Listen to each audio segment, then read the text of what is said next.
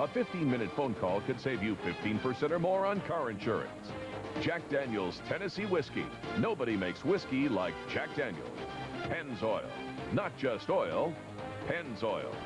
Your local area Lexus dealer who invites you to test drive a Lexus today. Mike's Hard Lemonade. A hard Mike's is good to find. And by SBC. Ordinary people, extraordinary job.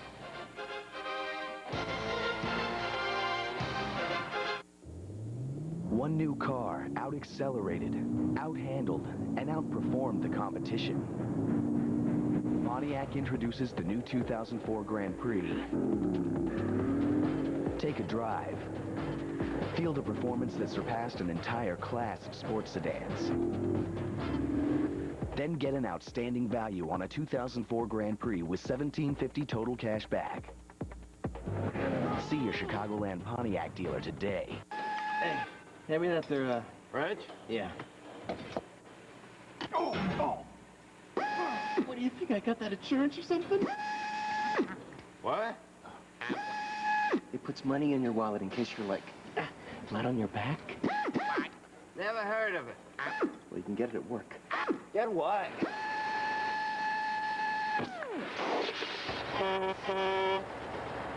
Aflac. Ask about it at work. Oh!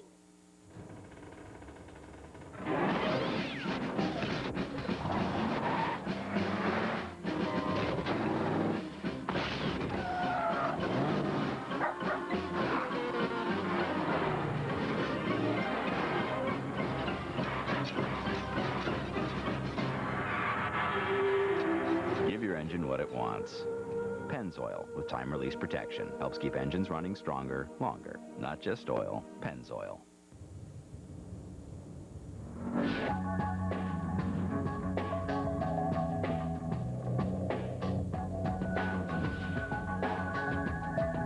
The Infiniti G35. 260 horsepower, sport-tuned suspension, Motor Trend 2003 Car of the Year.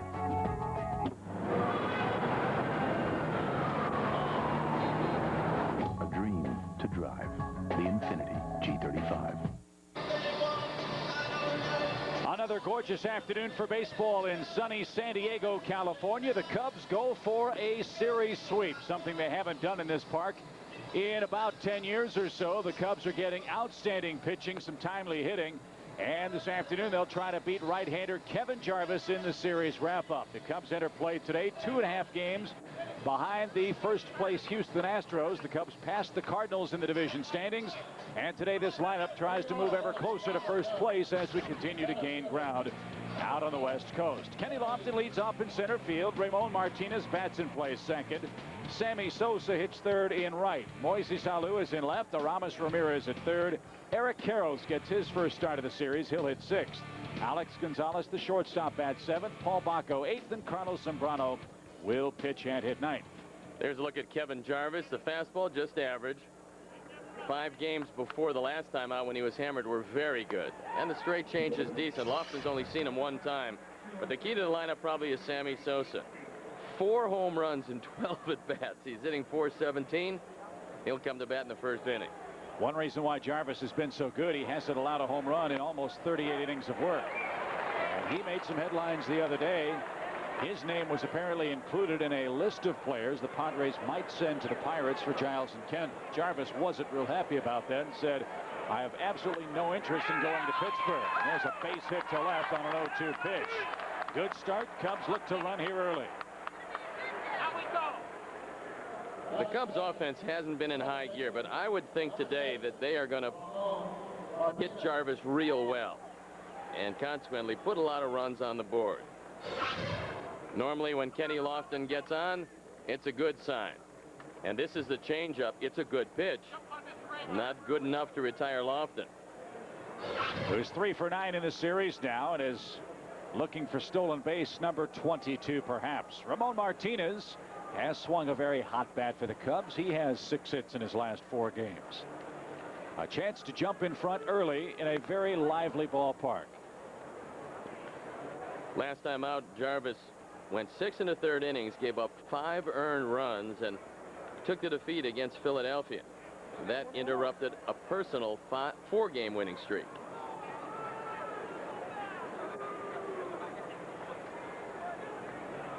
Lofton measures off his lead. He's not moving, and he takes a quick strike, does Ramon Martinez. Gary Darling, by the way, our home plate umpire this afternoon, as we finish up our season series with San Diego, and finally, at long last, get our first look at the Los Angeles Dodgers starting tomorrow night. Come on, Ramon. No balls and a strike to Ramon Martinez. Yeah, baby. 1-1 is your count. Boy, the Cubs starting pitching 11 straight games. It's been remarkable. Not surprisingly, their collective earned run average around 2.5 runs a game. And in that 11 game span, Steve, the Cubs have won 8 times. So they've taken a lot of pressure off the offense by really minimizing the number of runs the opposition has scored. And getting some clutch hitting, and that's been the key. 2 out, runs batted in, hitting with runners in scoring position, putting just enough men on to take advantage of it. And this was an offense that thought they'd have some problems, but they're hitting in a timely fashion, and the pitchers are making it hold up. 1 ball, 1 strike. Still no movement from Lofton, and that's cued into the San Diego dugout. Against left-hand pitchers, the Cubs have had their problems. Right-handers are getting a lot better. And this is the first appearance this year of Kevin Jarvis against the Cubs.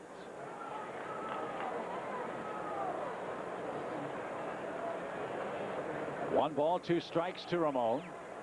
Just underway in our first inning of play. Cubs attempting a series sweep. Out of play to the right side. Jarvis better be careful because he's coming very close to a balk. When he looks down, he looks over to first base. That could be construed as your first move. When you make your move, you have to come to your set position, and then you have to come home with it or go to first. But if you move it all toward first and then don't throw over there, it's going to be a balk. Big gap in left center for Martinez. Rondell White way off the line. And straightaway left for the Padres. 1-2 pitch is popped up. And again out of play. Good first inning at bat from Ramon Martinez here.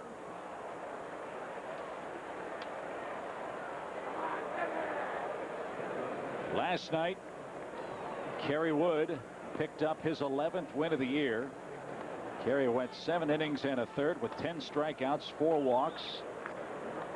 Got through the 6th inning with 31 pitches and 1 run allowed, and then the bullpen took over, and it was lights out for Guthrie, Farnsworth, and Joe Borowski. 3-2 was last night's final, as that's off the plate by an eyelash. 2-2.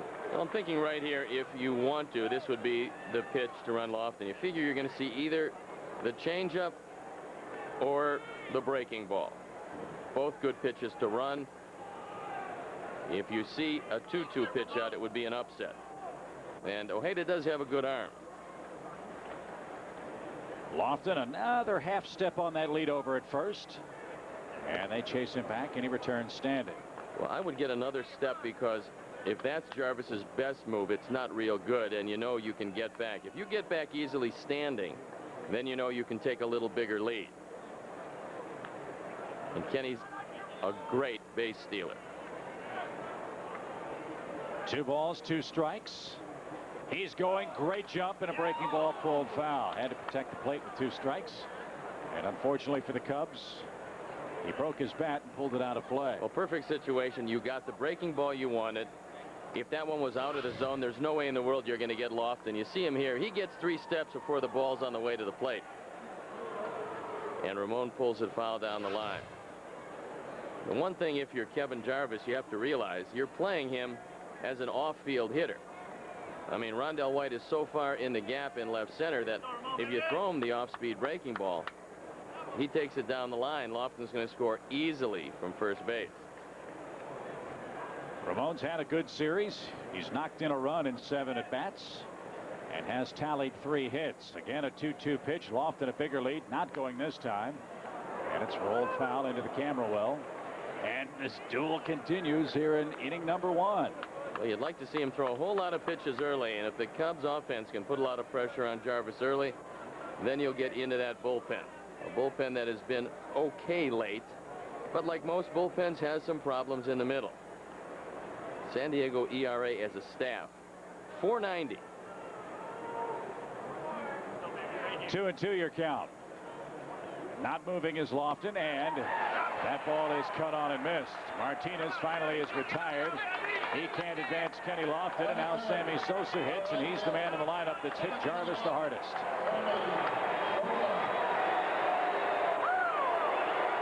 .327 down the left field line, 368 to the power alleys, and 405 to center field. He hit a bomb here last night.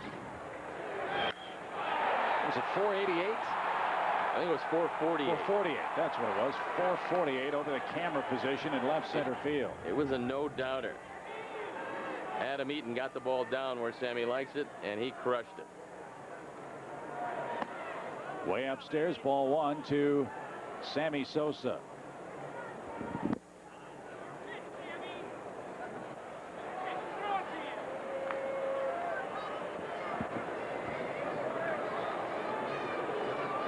Sosa at 297 on the season. Boy, an early lead would be nice. 1 ball, no strikes. Lofton is running. Again, a good jump. Fastball high. The throw is off target, and Kenny Lofton in scoring position with his 22nd steal of the year. Sosa helping his base runner with a distracting swing in that batter's box. When you've got a pitcher out there who runners have stolen 80%, you have to go. The throw isn't good, but Kenny Lofton got such a great jump. You see when the ball got there, Lofton would have been in easily, even with a good throw. So 8 out of 10 have been successful against Jarvis. I'm thinking when you get a chance to run, you just run. Well, let's see if Sammy can drive him in now. 1-1 your count.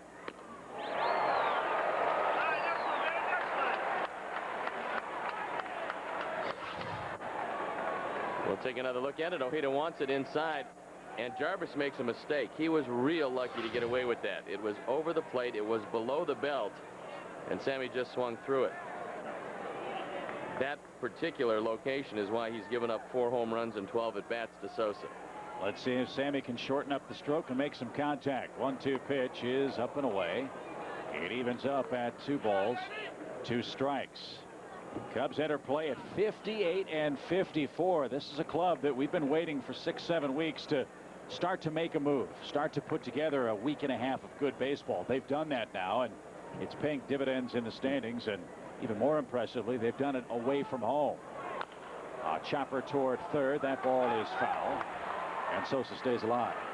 Chip, when you see the teams that historically start to turn it on in August and September, almost without exception, you're going to see pitching staff that just get better. Oakland comes to mind. They've dominated probably the last 5 years in August and September, and they have because nobody hits their pitching staff. That's the good thing about the Chicago Cubs right now, and that is their pitchers are coming around at a great time. The hitters are getting just enough hits and hitting with runners in scoring position, but the pitching staff has been dominant through the rotation 2 times.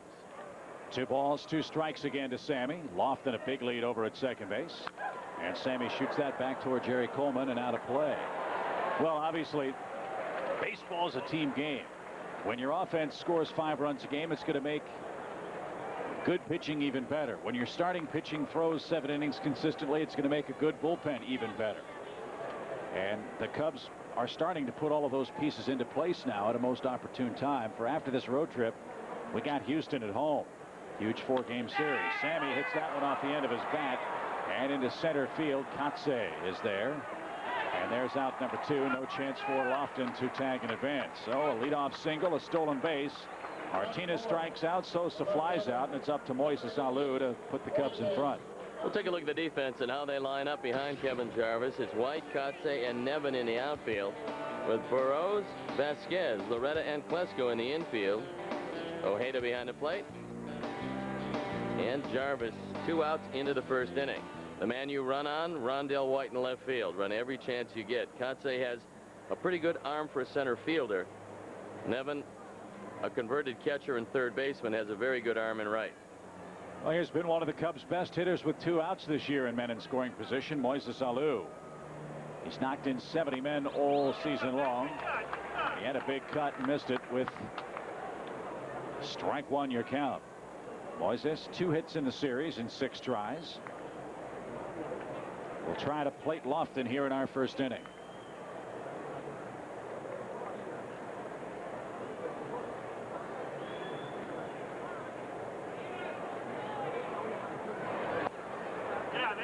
That's pitch number 21 from the San Diego right-hander already today.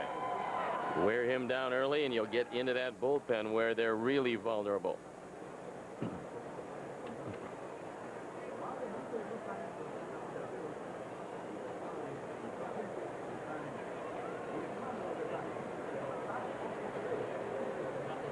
One ball, 1 strike.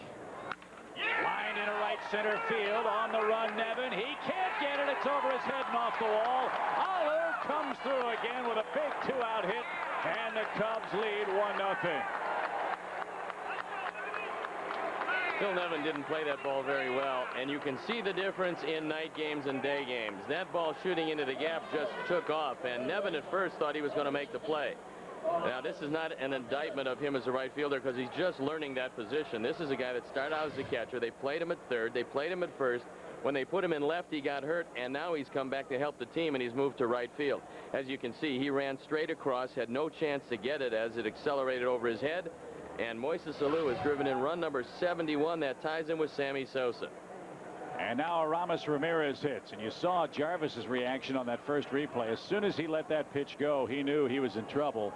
Moises hit a bullet into the right center field gap, and the Cubs have another lead here in San Diego. If you're going to try to get him out with high fastballs, you've got a big problem. And this is why I believe they're going to hit Jarvis, because when you look at his stuff, the straight change is good. The breaking ball, okay. They know that he can't throw the fastball consistently by them. So if a pitcher can't intimidate you inside, all you have to do is look away. Eventually he's going to go there, and when he does, you just rip it to right or right center field. 1 ball, 1 strike to Aramis Ramirez. He had a big home run here in the series opener on WGN.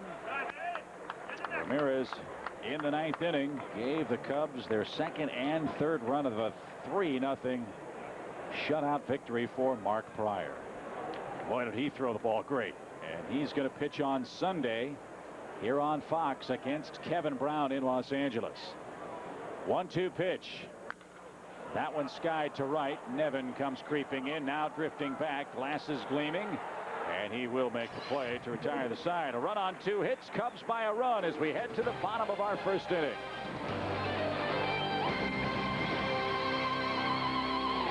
Spell imperative. Sentence, please. It is imperative to get to your Chevy dealer. The word is out. It's time to get to your Chevy dealer. Now get 0% APR for 60 months or $3,000 cash back on every 2003 Chevy car except Corvette.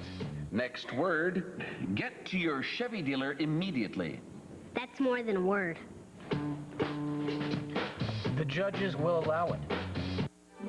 Amco Transmissions wants you to know, after 12 months, your transmission fluid can turn old and dirty. Problem is, many shops only replace 4 quarts. That's why there's Amco's Power Purge. It replaces all 12, and that's better for your transmission. The Power Purge, only $99.95 at Amco. What do you get when you combine a banker with a ball player? A big hit for your community. These two teamed up to hit a home run when he got his bank to work with a community coalition and other groups in the area to improve the athletic fields. And she got all the kids to participate. Because together they knew if the kids were playing ball, they wouldn't be playing with drugs. Visit helpyourcommunity.org to see what your group can do. Because you get more When you get together.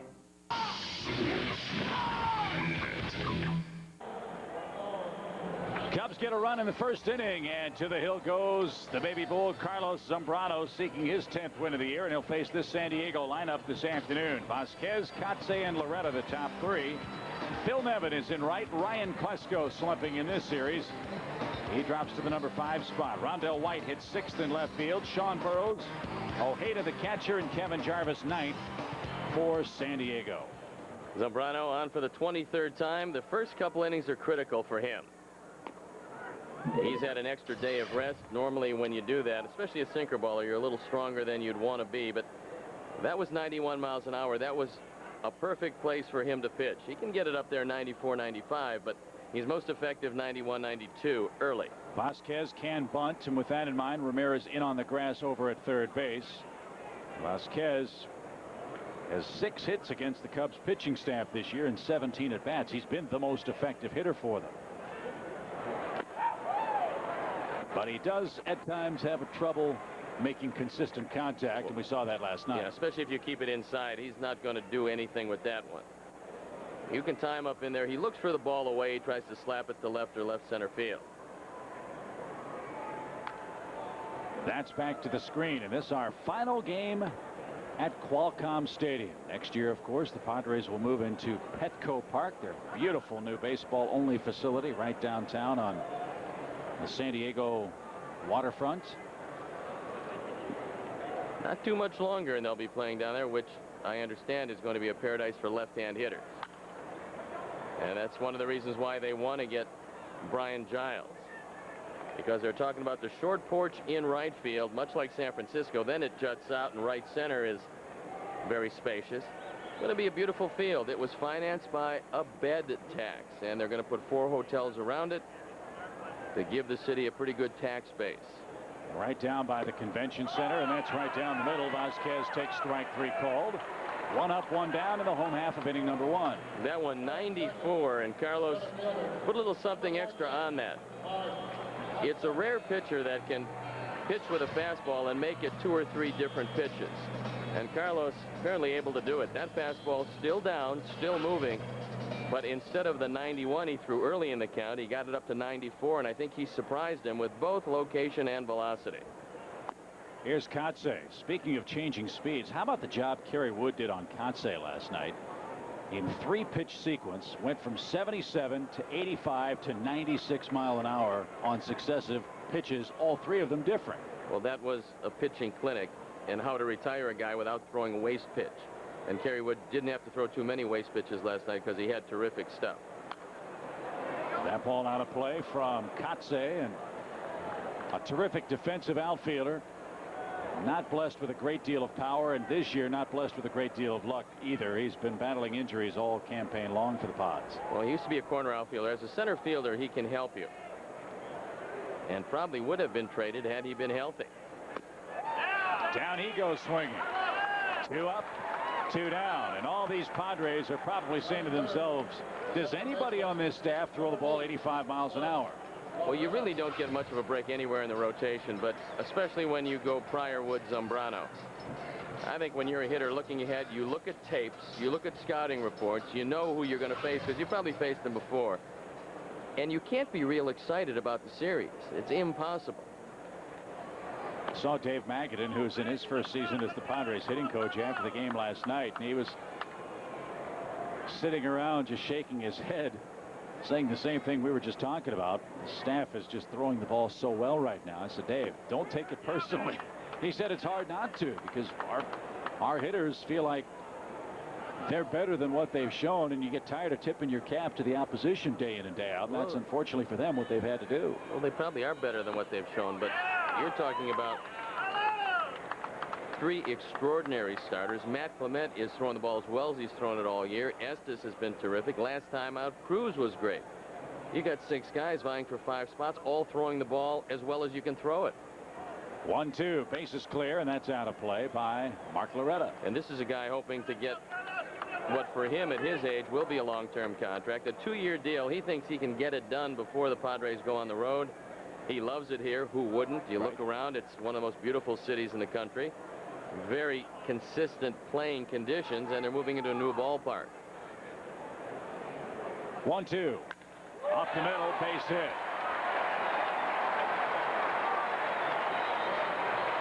Let's take a look at the Cub defense and how they'll line up behind Zambrano. It's Alou, Lofton, and Sosa left to right.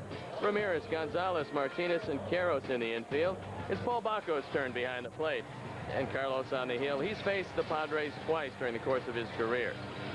They're seeing a different guy this year than they've seen in the past, but in the 2 games, they've actually hit him very well. The ERA at 6.75, but he is 1-0 against them lifetime.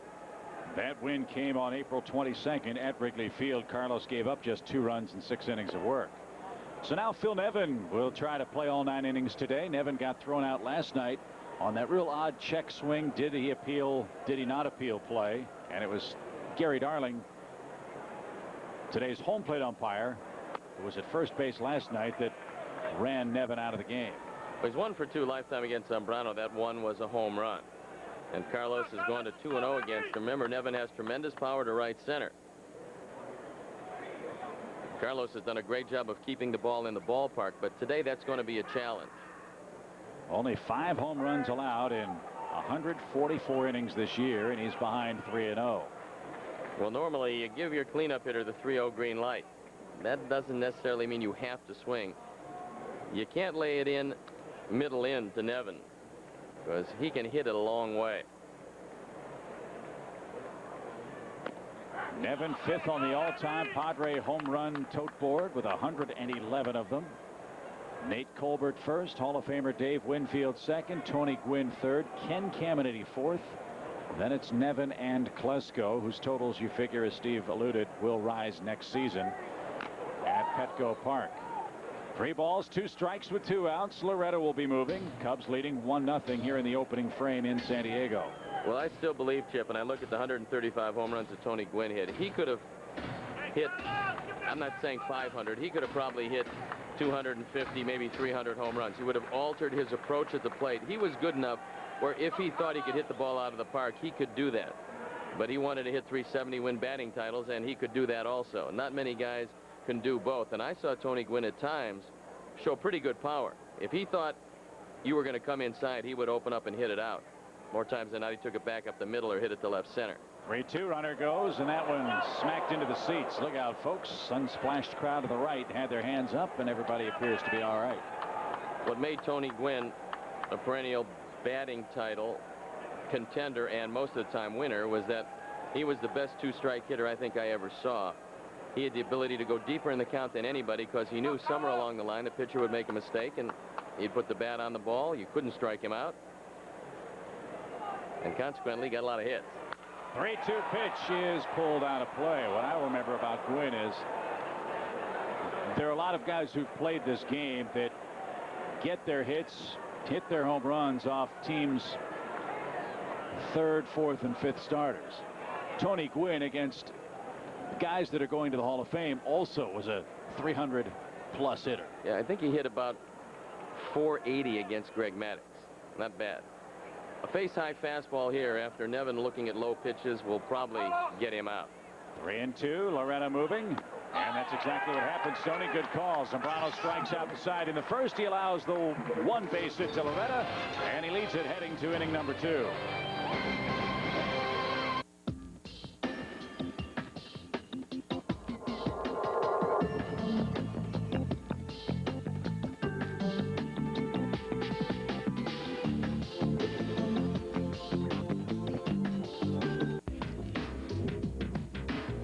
Comcast is working hard, so you won't miss a moment. We're working hard to bring you crystal clear pictures with digital cable. We're working hard to bring you high-speed cable internet. And at Comcast, our promise is to continue bringing new technologies home to you first, to keep you in touch, informed, and in sync, with everything you need to stay connected, now and in the future. All from one single source, Comcast. There's a state where the national pastime is the game of what if. What if all cars were turbocharged? What if innovation were the official currency? Saabs are made in a state of independence, where freedom is held as tightly as the road. Welcome.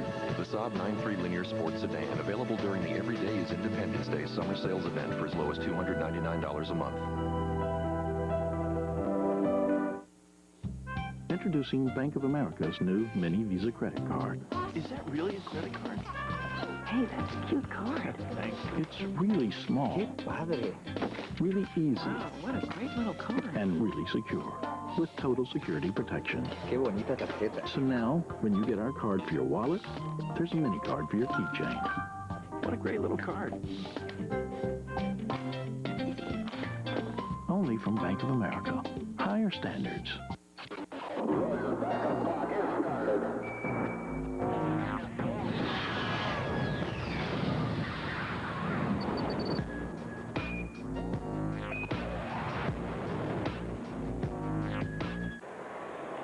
Eric Karros back in the starting lineup this afternoon, and he's, getting tuned up for his triumphant return to Dodger Stadium tomorrow night. Well, he's coming back off a real good year, and it's not like the Dodgers missed his offense any.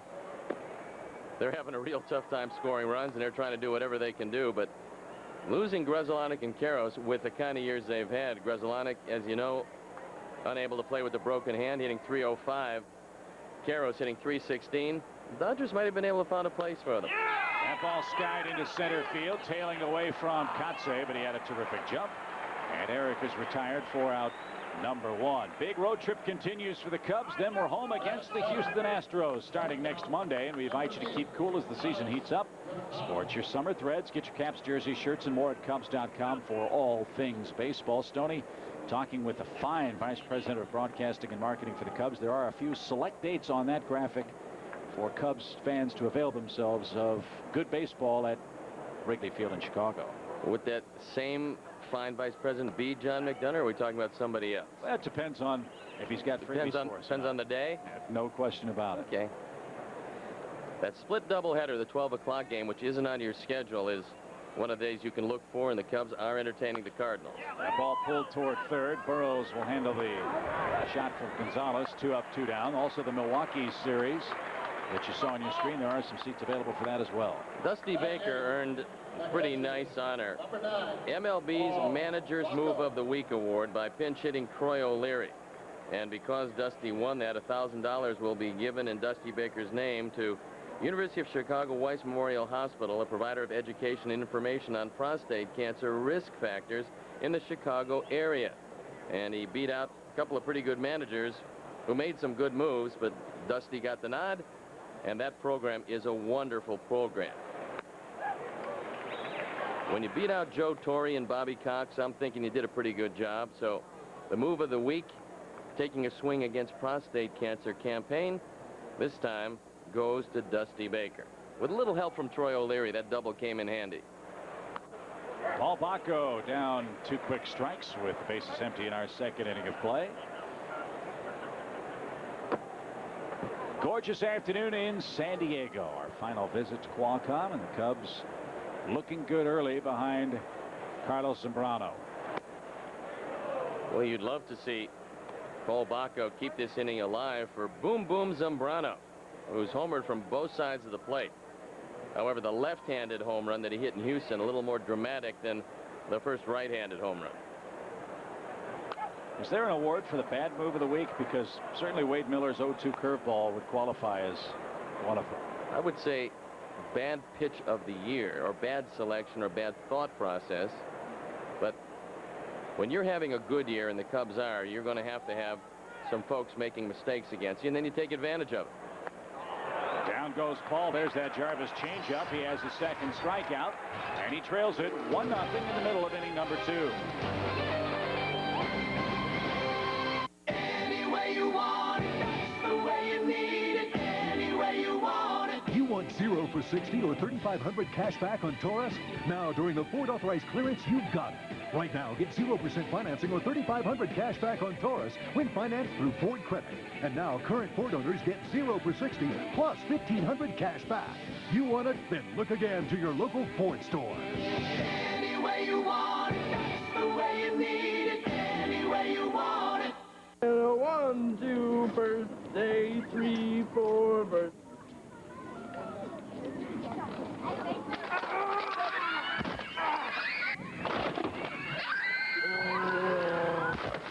Refreshing iced coffee from the coffee experts at Dunkin' Donuts. It's hot in that thing. Add a little excitement to your day. Thanks. Stop by Dunkin' Donuts this August and get any size iced coffee for just 99 cents. Just the thing to keep you cool this summer.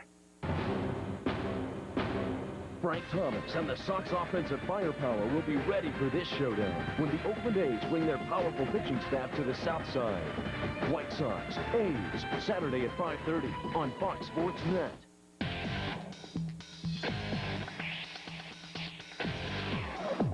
It's clearance time on an incredible selection of Toyota SUVs.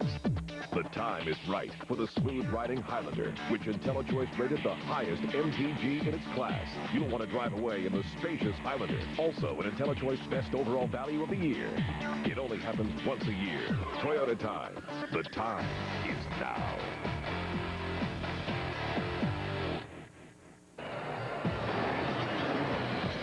Saturday, playoff contenders collide. Maglio Ordonez and the White Sox take on Miguel Tejada and the Oakland A's at the Cell. It's White Sox A's baseball Saturday at 5:30 on Fox Sports Net.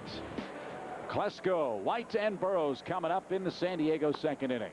White Sox knocking at the door, taking 2 of 3 from Kansas City. 5 of 6 overall, find themselves just 1 game back.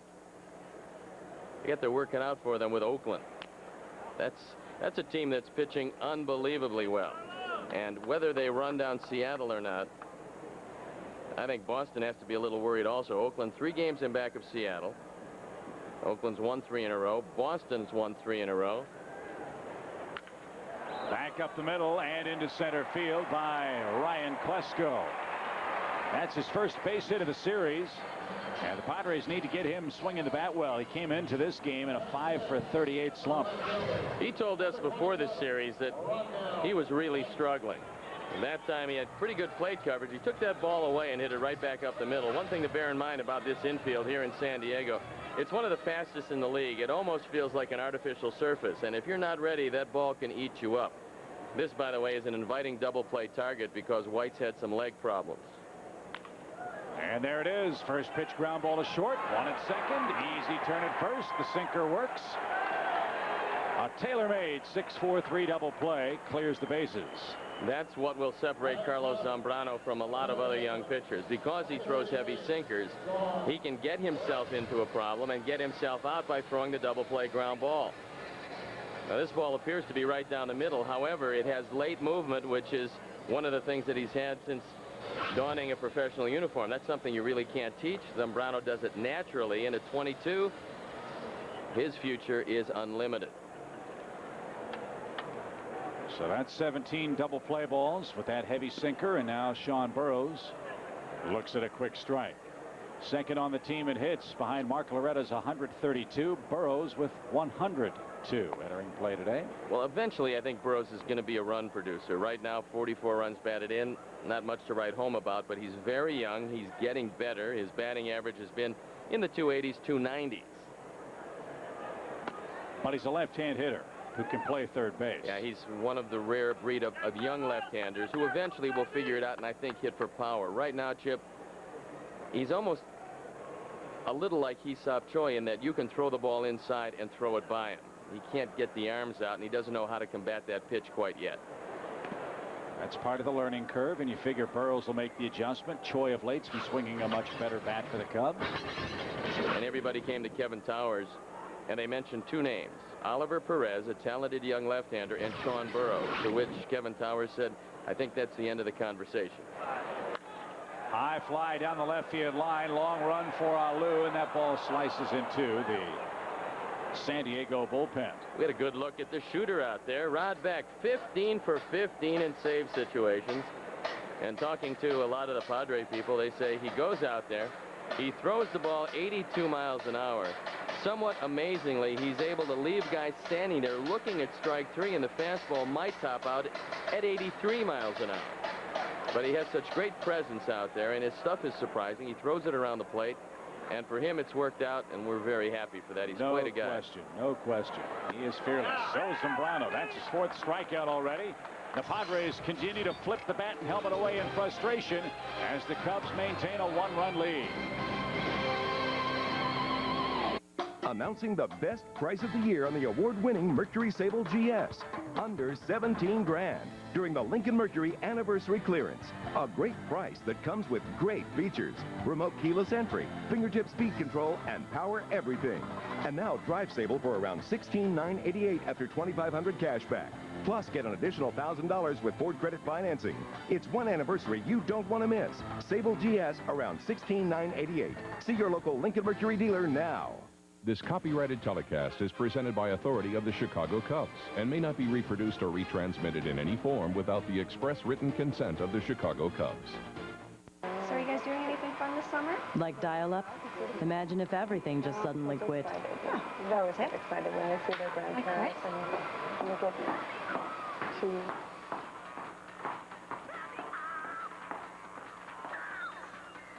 Unlike dial-up, Comcast high-speed internet doesn't just quit because it's always on. Best of all, it's now available at a dial-up price. It's not so bad. It's different. That's all. Yeah. Hi, I'm William Walker, and I used to sell satellite dishes. A word of advice if you're thinking about getting one, don't. They were going to charge me $250 for the install, so I figured I'd do it myself. How hard could it be? I used to sell them. To get a signal, I had to put the dish on a pole. Then the wind knocked out the pitcher. The dish company told me, wait, they'll come back. I got rid of the dish and got Comcast digital cable. I don't sell the dish anymore. Actually, I was out just reminiscing yesterday about that same thing and sitting here, and I just couldn't help but almost go through pitch by pitch the last game that Sutcliffe had pitched. Bad hop single to Sandberg, the ball going through Durham's legs. I ended up actually striking out with runners on second and third after Rhino had ended up getting a hit.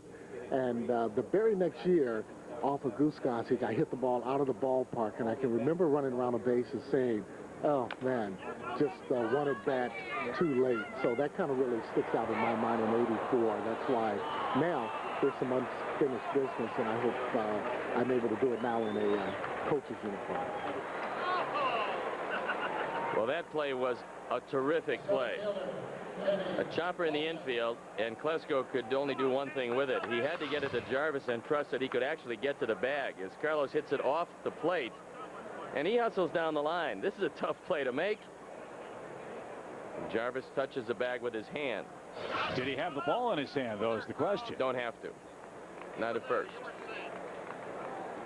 Well, you can have the ball. You can have your ball in the glove and touch it with your foot, and you're out. Well, we saw the Ramirez play the other night at third base, where he touched it with the ball in his glove. Well, he clearly touched it with his hand, and I think Steve Ripley, looking right at him, said, "You're out." So that's a real odd play, but it goes to San Diego. Top of the order now, Lofton. The bunt handled by Burrows. Good between the young third baseman and the pitcher who ducked out of the way. Well, that was the key, because if Jarvis gets in the way of this one, there's no way you're going to get Lofton. And 2 pitches and 2 outs, and that one bunted off the plate. But Jarvis heard Burrows say, "I got it." He got out of the way, and he allowed his third baseman to make a pretty good play. Here's Martinez. He struck out in the opening frame and worked the count very effectively, fouling off pitch after pitch before succumbing to the strikeout. Yeah, and Carlos Zambrano and the Cubs hoping for the same kind of at bat here. As Steve said, 2 pitches, 2 outs in the top of our 3rd inning.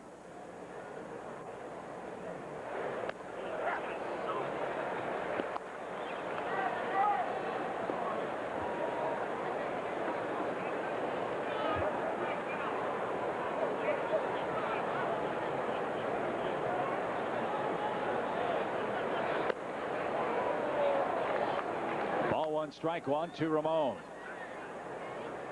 Couple of finals in already. The Yankees beat Texas today. Mike Mussina a winner. 7-5 was that final score.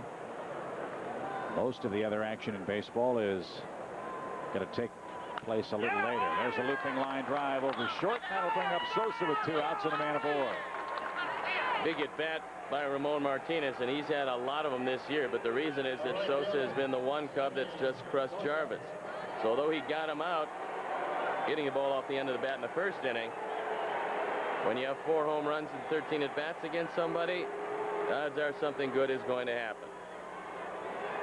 Braves beat Milwaukee 7-1 today. Mike Hampton the winner.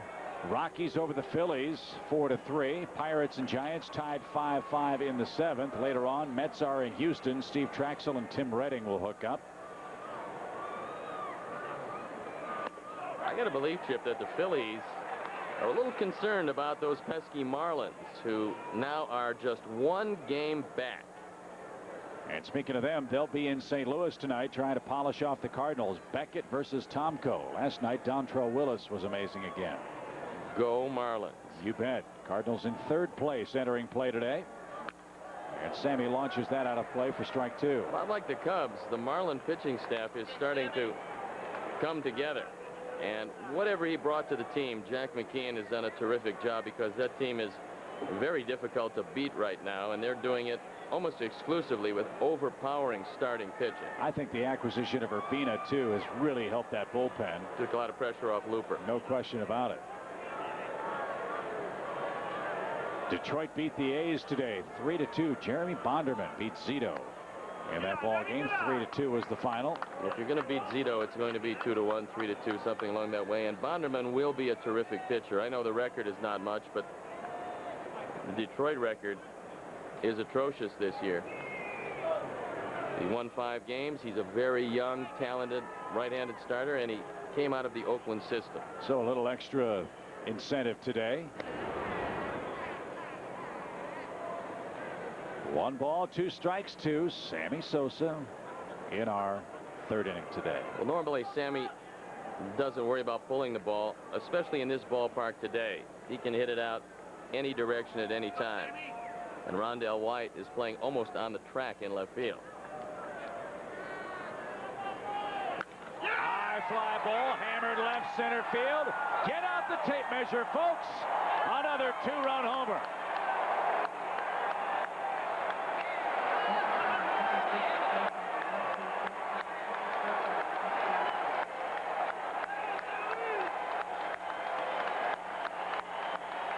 The key at bat by Ramon Martinez, keeping it alive for Sammy Sosa, who's just crushed Kevin Jarvis, and he does it again. 26 homers, 73 driven in, and it's a 3-0 Cub lead.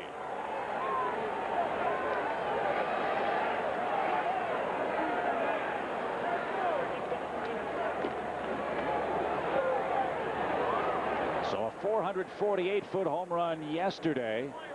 That one hit probably just as far. Sammy's going to really hate to see this ballpark go by the boards, because for whatever reason, sight lines, pitching staff, good matchups, he's just killed the Padres here in San Diego. Maybe he likes the palm trees beyond the fence. But it's not a park that a lot of guys hit a lot of home runs, especially at night. Sammy's had no problem anytime. 1-1 pitch to Moises, and that ball shot to right. Nevin going back. That one's going to go. Back-to-back home runs.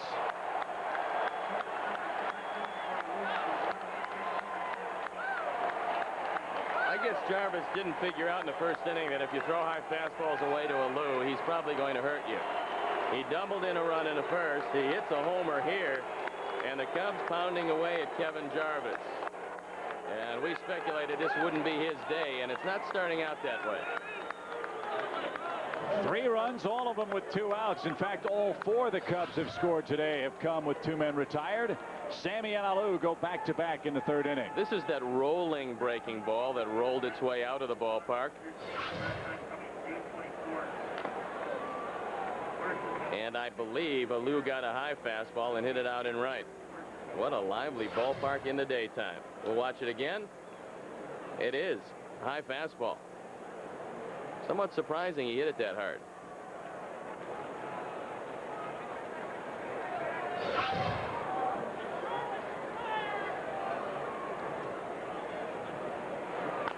Chopper foul. Wendell Kim will make the play.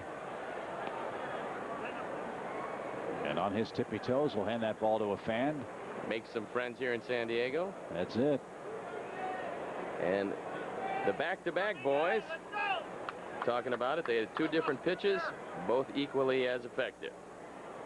Alou's shot traveled 386 feet the other way. And Ramirez, 1 ball, 2 strikes. Game number 113 on the season for the Cubs today. And it's looking good early. Broken bat, sawed him off. Funny hop. Jarvis recovers. The throw is still in time. Gene Kleins argues Klesko with the stretch. Jarvis did not have a real good 3rd inning. 3 straight hits with 2 outs. 2 of them left the park. Cubs tally 3 more and lead the game 4-0.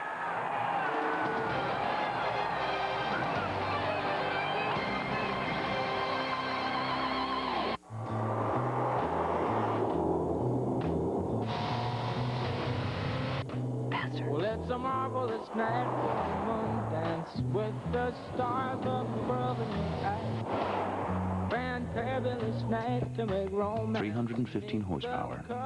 All-wheel drive. Here we go. You want free? What do you want, baby? Knock down all the bottles and win a prize. Yes, you, sir. Come on over. Yeah.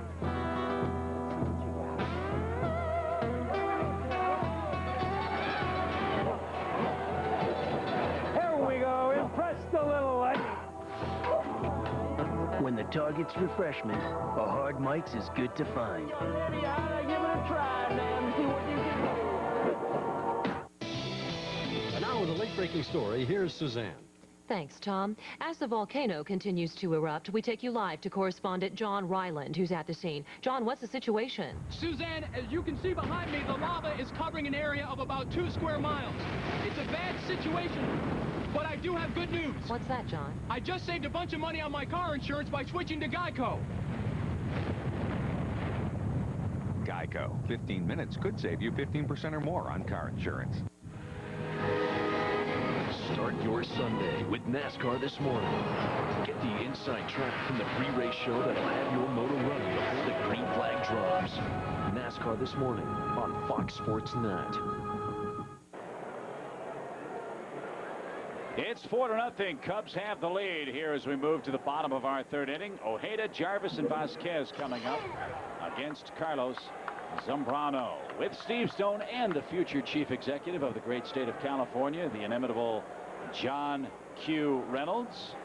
If I did have a vote here, of course I don't, it would be very hard between Gary Coleman and John Q. Reynolds. There's no doubt. Where I would put my finances and absolutely no influence whatsoever. But there's a look at the man who would be governor. What is it, $3,500 and 65 signatures is all it takes to get on the ballot. Trying to figure out which party you want to run for. John would probably represent... He's a Whig. There's no question about it. John taking his very serious candidate's pose. 2 balls, 2 strikes as that ball is rolled foul. We should ask John on air perhaps the most important question of what I'm sure will be a very interesting campaign here in California, and that is, what is his position on the designated hitter? Because I think that of all the problems facing California, that might be first and foremost in the minds of the voting populace here. I think that Baco might have gotten crossed up on that one because it was a high fastball that looked like he might have been looking for something else. Watch it again. He wants it low and away. And he just barely gets a glove on it. Ouch. Not surprisingly, like most of the political candidates, John has no sensible response to our question as Ojeda walks, leading off our 3rd inning of play here. Jarvis will stand in for San Diego. Don't forget tonight, the best sports show period's All-Star Summer is back. And tonight's show, Karl Malone. Sounds strange to say he's with the Los Angeles Lakers, but he is. Hugh Douglas of the Jags and former Bulls general manager Jerry Krause will appear on the best sports show period's All-Star Summer tonight at 8 and 10 on Fox Sports Net. That ball is a foul ball. Jarvis trying to record his first sacrifice of the season. Well, Carlos had to wait. The position he got himself in, he had to allow Jarvis to run by the ball. They got there pretty much at the same time. Fortunately for the Cubs, this ball does go foul. And then, of course, touch it immediately because it's going to be a very difficult, almost impossible play to make. That would have been a base hit. Jarvis hitting 133. That's really not all that bad. He has a couple of runs batted in. There's the bunt. The play is to first, and the Cubs make it. Good sacrifice. Ojeda in scoring position for the top of the order.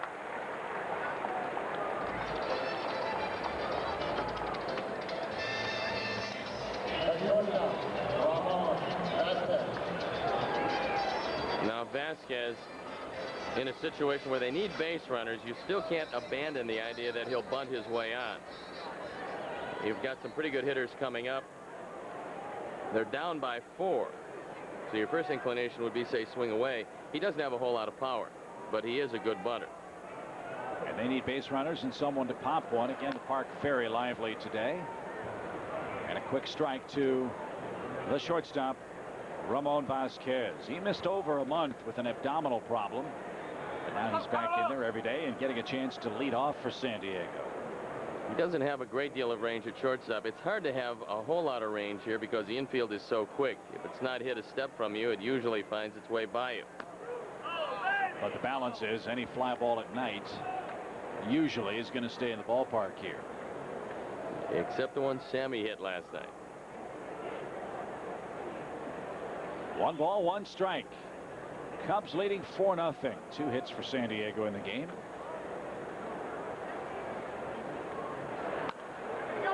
Out of play, foul. 1 ball, 2 strikes.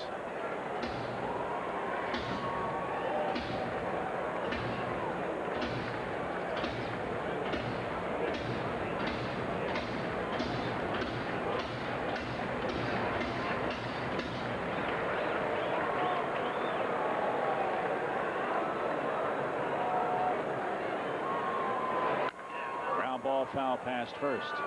Looked like Larry Flint's brother, and you know he has also announced his candidacy, I believe.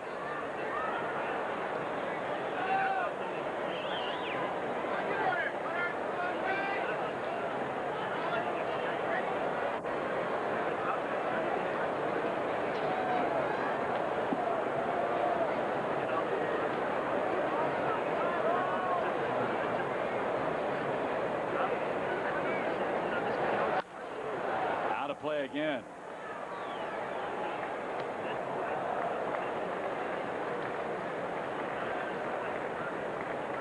Let's see, Arnold Schwarzenegger, Gary Coleman. That was Bruce the Ticket guy here in San Diego.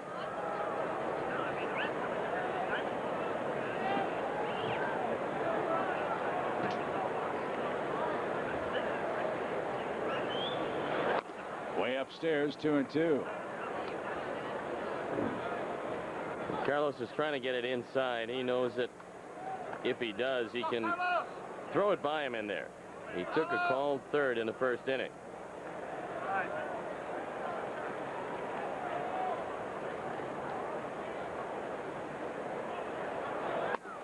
Ball 3 high. Come on, Carlos, full count. Second time through the order for the Padres now. Cubs leading on Sosa and Alou's big day at the plate.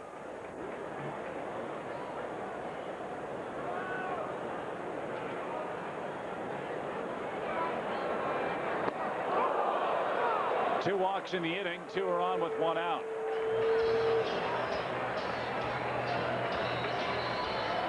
If Carlos has problems, Stoney, you've talked about it a lot. Sometimes he'll lose that release point at most inopportune times.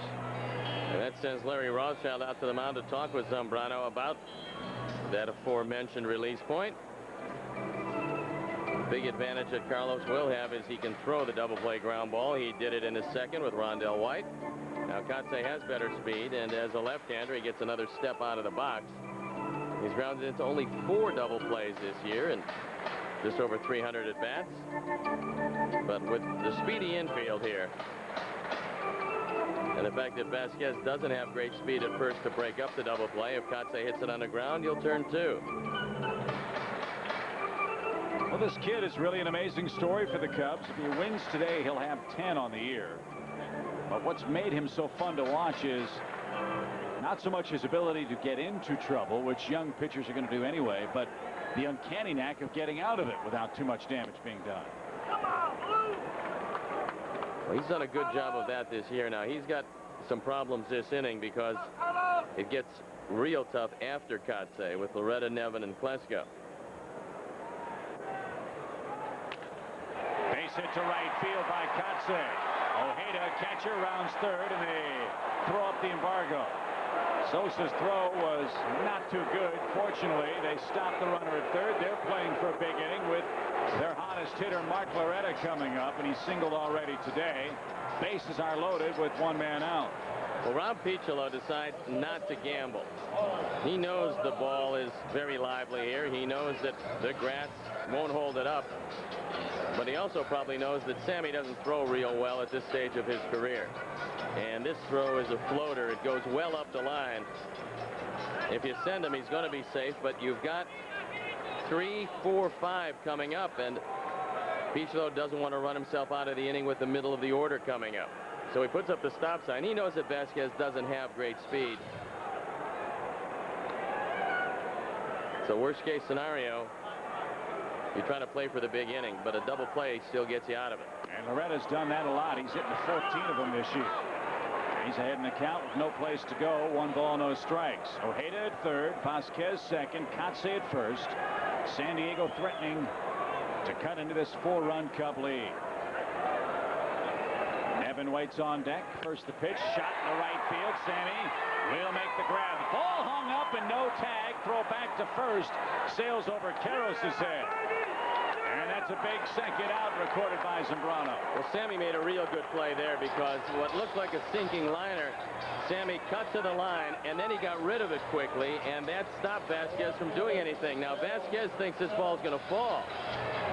I'm thinking if you stay at third base, worst case scenario, the ball falls, you still score easily. So it's not a good base running play. You can understand where he might have been trapped, but Sammy made a good play. Vasquez made a bad play, and the Cubs can still get out of this inning and keep the shutout, but they have to retire a pretty tough hitter. Nevin struck out to end the first, and a check swing, fouled back. Strike one to the Padre right fielder.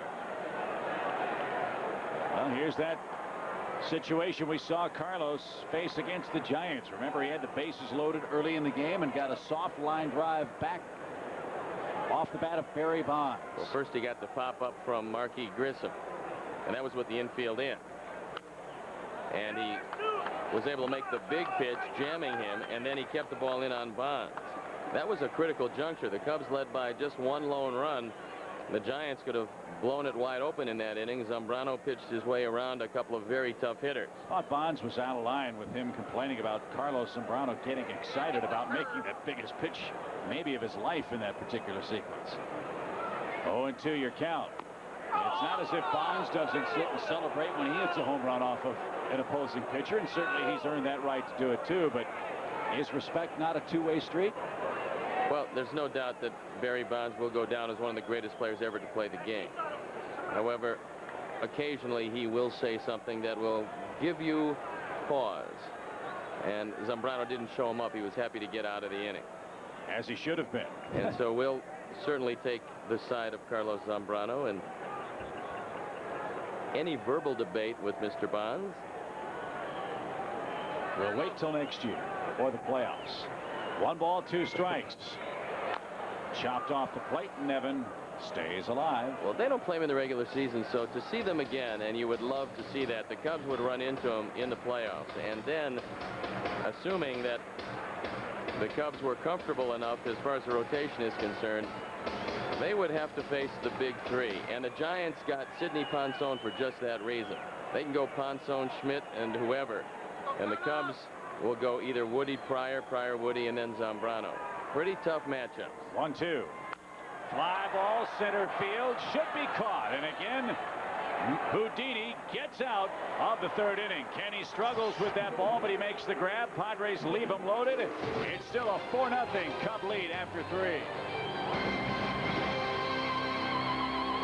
I'm terribly sorry. We seem to have overbooked.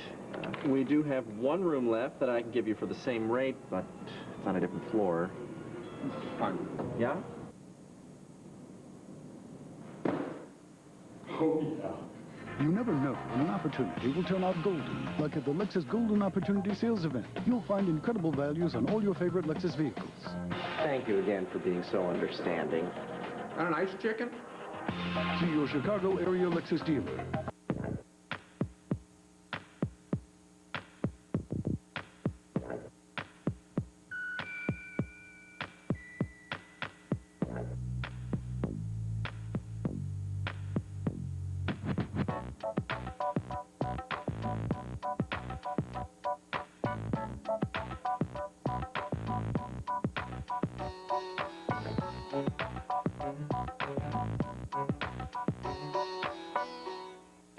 It's the world's hottest game, and the Fire are smoking on Fox Sports Net.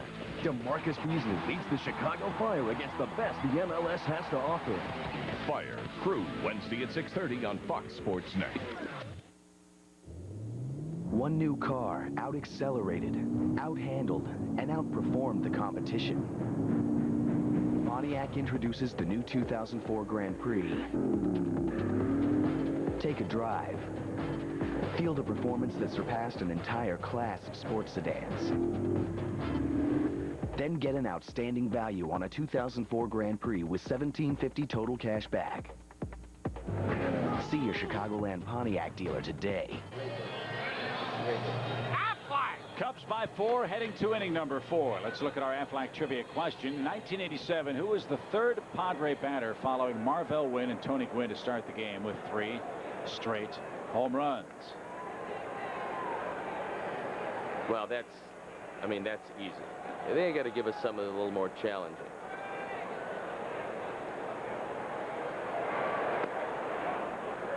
What's the answer, Einstein? Well, I mean, it's just, I don't want to take that thrill away from our viewers, giving them the answer far enough in advance. I want them to sit and ponder this. Ojeda will ponder a pop-up, and he will not have a play. Ruminate, as it were. I would think Joe LaFay. Or Jim LaFay. Or any other LaFay who might have played.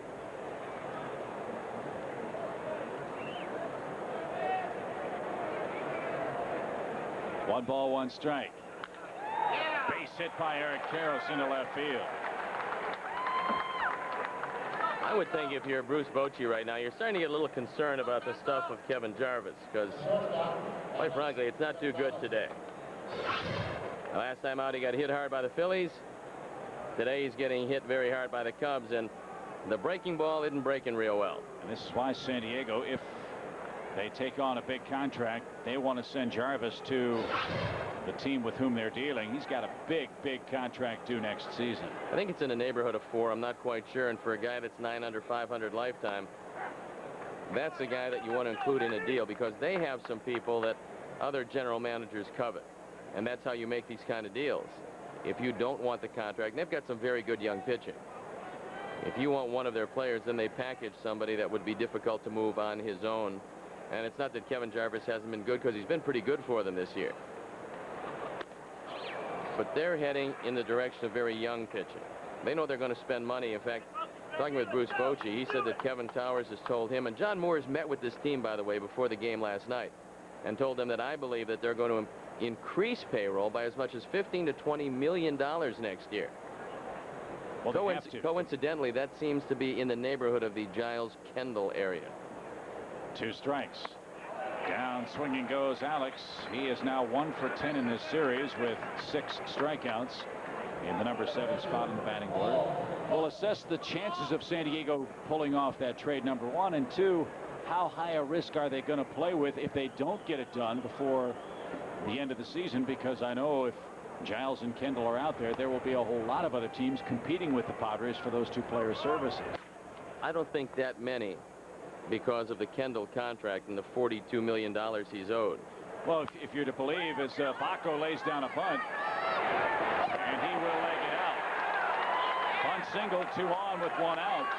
The published reports out of Pittsburgh said, Steve, that the Pirates might be willing to eat as much as $20 million of Kendall's contract, so it's not nearly as egregiously large as pretty good play by Baco, and a good idea and a good effort by Burroughs. He comes up short. That sets the stage for Zambrano.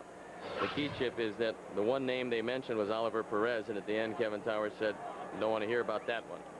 They think he's going to be another Dontrell Willis. From what we've seen, a young left-hander who can get it up there 97, that's pretty good. There's a look at Oliver. So here's Zambrano. 2 on, 1 out. Bullpen busy for San Diego. Carlos punched that. It hits the catcher and the umpire. Those two guys hate that kind of play. No balls and a strike. Well, he doesn't necessarily have to bunt. The Cubs have the big lead, and Carlos can swing the bat. So you know that Burroughs is going to be charging. You know that Klesko is going to be charging, and that creates a lot of holes in the infield. I think I would ask him to pull the bat back and take a swing at this one. And then if you want to, let him bunt with 2 strikes. Worst case scenario, you bring Lofton to the plate. You don't want him to bunt into a double play. Exactly. No balls and a strike. And Jarvis wheels. That's always a very good play when the shortstop fakes the third and nobody's covering second. Jerry Meals was the closest to the play. He's the umpire. And it gives away the defense on the bunt. 2 on, 1 out. Cubs by 4 in the 4th. Swing and a high fly ball hit to left. He shot it to White. And there's out number 2. He hit that ball a long way. A pretty good idea is Carlos is awfully strong. Unfortunately got under that one and hit it almost to the warning track. And now you do bring Kenny Lofton to the plate. Good try, baby. Kenny Lofton has singled, stolen a base, and has scored this afternoon. The Cubs have reached their magic number of 4. It's an amazing stat this year when the Cubs offense provides this pitching staff 4 runs. They've won 43 times and lost only 16 games this year. Pretty good numbers, and it is a testament to the pitching staff, both the starters and the bullpen. By and large, I know they've had their trouble spots. Every bullpen does, but these guys have done a real good job, especially in this series. I mean, the one guy that struggled was Farnsworth, but last night he came back and had a big situation, got out of it. And the bullpen, other than that, has been brilliant in the 2 games. When you score 3 and you're 2-0 on the road, it's pretty good. Lofton, a base hit to right field. Here comes Karros to third. He will stop. And all of a sudden, the Cubs run themselves into trouble. The run's going to score as Baco stays in the rundown long enough for the Cubs. It looked bad. It wasn't, because Karros got hung up, and they got the run. And they missed the tag, apparently. They're calling him safe, but Baco did the right thing. There was going to be 2 guys at third base. By Baco stopping, getting in the rundown, he assured the Cubs would score the run, and as it turned out, Baco winds up at third. Watch it again now. Karros was stopped on this play. Yes. Baco wasn't. And so Baco realized that Karros was hung out to dry. He figures, well, I'll stay in a rundown long enough to score the run, and then Burroughs missed him. He had the ball in his hand, and he tagged him with the glove. Now that play you have problems doing it. And watch Karros. Right here, he stops, and now he's going to be in trouble. They're going to throw him out at the plate, but for the play of Baco. So the Cubs steal a run here in this 4th inning. A bad tag play by Burroughs at third, puts runners at the corners, still with 2 outs. It's a 5-0 game. Give Lofton another hit and an RBI on that play. So here's Martinez. Ramon 1 for 2. He scored ahead of the Sosa home run. And Lofton will easily swipe another bag. They don't even attempt to throw. Well, they've only thrown out 2 men with Jarvis on the mound, and Kenny Lofton now has seen his best move. He saw it the first time and realized he's got nothing to combat him. I will tell you, if he doesn't get Martinez, regardless of the resolution of this at bat, I don't believe he's going to be in to face Sosa. Joe Roa's the man up in the Padre pen. 1 ball, no strikes to Martinez. Or as Jerry Coleman used to say in the old days, Joe Roa's throwing up in the bullpen for the Padres. He's one of the greats. Longtime voice of this San Diego franchise, one of the great New York Yankees, and that franchise's storied history, and an American hero too, a World War II and Korean conflict pilot. 2 balls, no strikes. I have a chance to share a little lunch with Jerry before the game today and talk to him about baseball and a number of other subjects. And he told me that he thought this was going to be his last contract. So I thought, you know, this would be the last year for him. I said, well, how long is your contract? He goes, oh, 4 years. I said, so you have to worry about it in 4 years? He goes, yeah. He goes, but you know, I'm going to be 80. He's in real good shape for a guy going to be 80 years old. High pop out of play. Talking with him yesterday, he was joking. He said, I've run the gamut of my life's experiences. I said, how many kids you got? I've got 3 kids. My second is 54. My baby's 18 and she's on her way to college. So finally he's going to have the empty nest syndrome here in San Diego. He also is wearing the Petco Park hat. You know, because he is a very big company man. There's no doubt about it. The man that managed the Padres in their franchise history. A hanging breaking ball whacked into left. That'll score Baco. Lofton will come around. He'll run on Rondell White. And the Cubs have broken this game wide open. Martinez a hit and 2 driven in. A 7-run Cub lead in the 4th.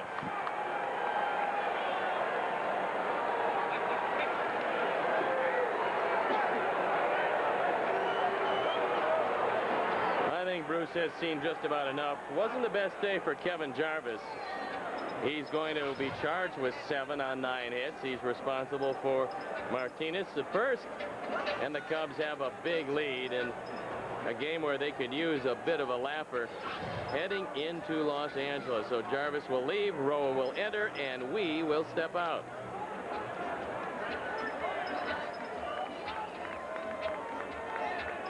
Back on your feet after all that work you missed. Yeah, good thing my supplemental insurance kicked in. Supple what? Flat. Well, even the best health insurance doesn't give you cash to cover things like lost pay or other expenses. This does. What does? Flat. Oh, sorry, buddy. What? Anyway, ask about it at work. Aflac. Ask about it at work. Ask about what? Aflac. Any way you want it, that's the way you need it. Any way you want it. You want the best deals of the year on Focus and ZX2? Right now, during Ford authorized clearance, get a new ZX2 with 0% for 60 months or $3,500 cash back. Or get 0% financing or $3,250 cash back on Focus when financed through Ford Credit. You want it? Then look again to your local Ford store. Any way you want it, that's the way you need it. Any way you want it. Introducing Bank of America's new Mini Visa credit card. Is that really a credit card? Hey, that's a cute card. Thanks. It's really small. Qué padre.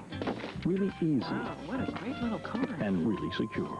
With total security protection. Qué bonita tarjeta. So now, when you get our card for your wallet, there's a mini card for your keychain. What a great little card. Only from Bank of America. Higher standards.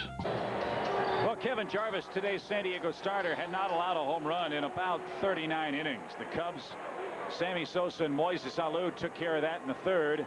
A 3-run 4th inning has chased him, and into the pen we go with right-hander Joe Roa greeting Sosa here in the 4th inning. Roa was a waiver claim from the Colorado Rockies. Over the course of the year, the ERA 6.03. Here in San Diego, his ERA 8.44. So the Padres hoping that they could shore up their bullpen and hoping that maybe a change of scenery from Colorado would help him. But with an ERA close to 9, I'm not thinking it's working out very well. No balls and a strike to Sammy Sosa. Upstairs 1-1. Very interesting story in the newspaper today regarding Sammy Sosa's contract situation. Sammy saying that in exchange for putting aside his ability to opt out of his contract at the end of this year, he would like to have a 2-year contract extension added on. And a base hit up the middle greets Roa rather rudely. 5th hit of the frame for the Cubs. Well, I don't blame him for wanting to finish his career as a Cub, and I think the Cubs would love to see him finish his career as a Cub, go into the Hall of Fame as a Cub, continue to wear that C on his left arm. The only thing is they would like him to abide by the terms of the contract, which, by the way, Chip, has not an unusual clause, but a clause that will allow him to opt out at the end of this year and test the free agent market. And I think because he negotiated that particular perk, as it were, if that's what he wants to do, then he should be allowed to do that. If he wants to stay, he should be allowed to do that. And the price tag is $33 million over the next couple of years.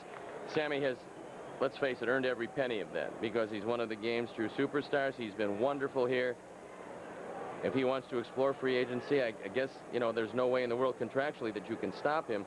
The Cubs would just as soon like to see him end his career as a Cub. And if he plays 2 more here and does great, they're going to sign him to a long-term deal after that. But just as Sammy Sosa earned the right and bargained very hard, by the way, for a longer-term contract than the one he got. In exchange, he got the option to walk away. The Cubs are certainly going to have to sit back and wait for Sammy to make his decision at the end of the season. Both sides have a chance to win big. Both sides have a chance to shake hands at the end of the day and move on. That's something Sammy and his agents wanted. That's something the Cubs granted in exchange for, rather than a 6-year contract, a 4-year deal.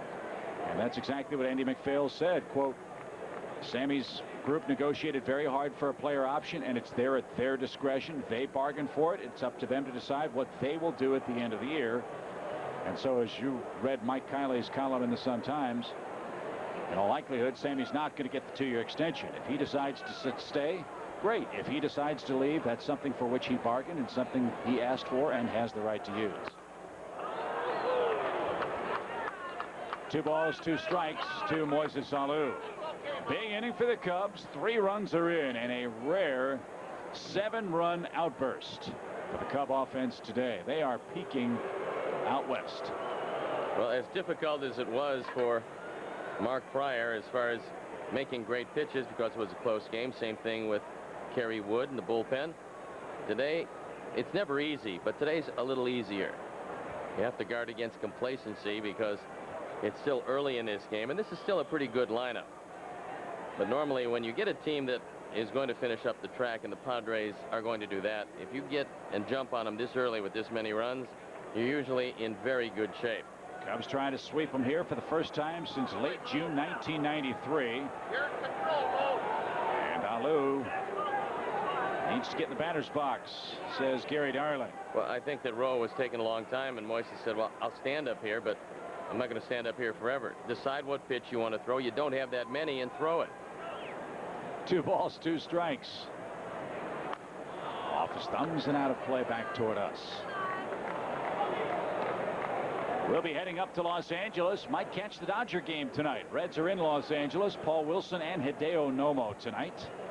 They'll wrap up that series. Be nice to see the Hall of Famer Marty Brennaman and Joe Nuxall. And, of course, George Grant and Chris Welch, the entire broadcast crew from the Cincinnati Reds, talk to them about the big changes. And there are some huge changes. Can't tell the players without a scorecard. Same story for the front office. Entire new group of people running the team on an interim basis. Dave Miley is up from the minor leagues to run this team in Cincinnati. And it didn't stop the Reds from making some deals that a lot of people looked at and thought they were maybe in the long run pretty good deals. There was a few teams that would have loved to have Aaron Boone. He wound up with the New York Yankees. And I got a feeling, Chip, that regardless of what Jim Henry could have said and regardless of what he would have bid, there was no way Cincinnati, knowing they're going to be in the same division with the Cubs and knowing their pitching staff, would give Aaron Boone to the Cubs. 3-2 pitch pulled foul. Same story with the Cardinals. They were trying to add to their pitching staff, and there were, if you're to believe everything you read from the baseball experts online, there are several different permutations of a trade. They would have brought pitching to the Cardinals, and J.D. Drew would have gone somewhere else. The rumor has it one of St. Louis's biggest fears was that J.D. Drew would have somehow ended up with the Cubs. So they kept Drew. They're searching for pitching. And Alou, a cue ball shot to the shortstop. Vasquez makes the play, and that will retire the side. Another very profitable inning for the Cubs offense. 3 more runs on 5 hits. They lead it by 7 in the middle of our 4th inning.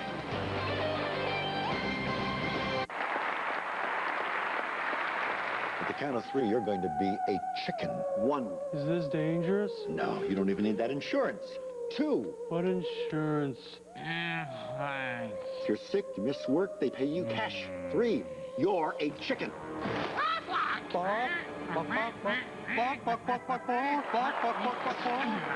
Now, you're a duck.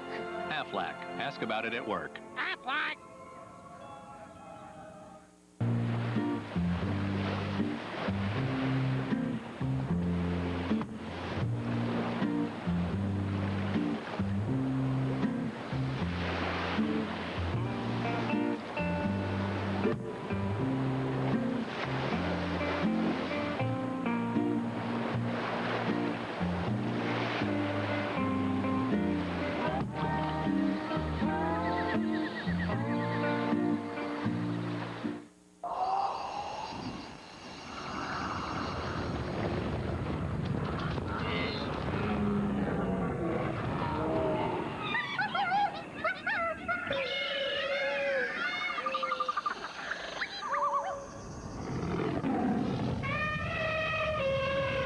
Presenting the 245 horsepower all-wheel drive Nissan Murano, an SUV for the wilds of civilized society.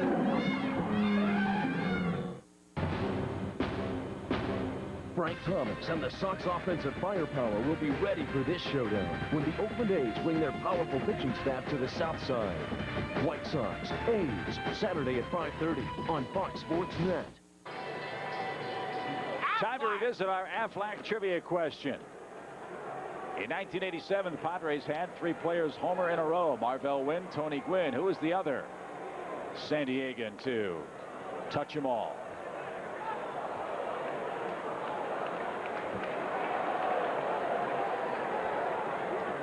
He said, who was the other San Diegan to touch them all? I think it was John Kruk. Oh, sure. Once again, advanced knowledge triumphs over just sheer blind guessing. I like the sheer blind guessing myself. Klesko has a base hit today. He was erased on a Rondell White double play, and Zambrano, a huge lead, can just be very aggressive on the mound. Carlos walked a couple of men. He struck out 4, and again the Padres with just 3 hits.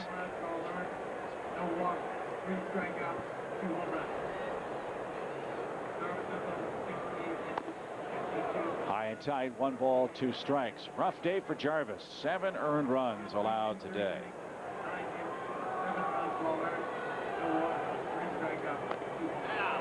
Down and swinging goes Klesko. That's 5 punch-outs for Carlos.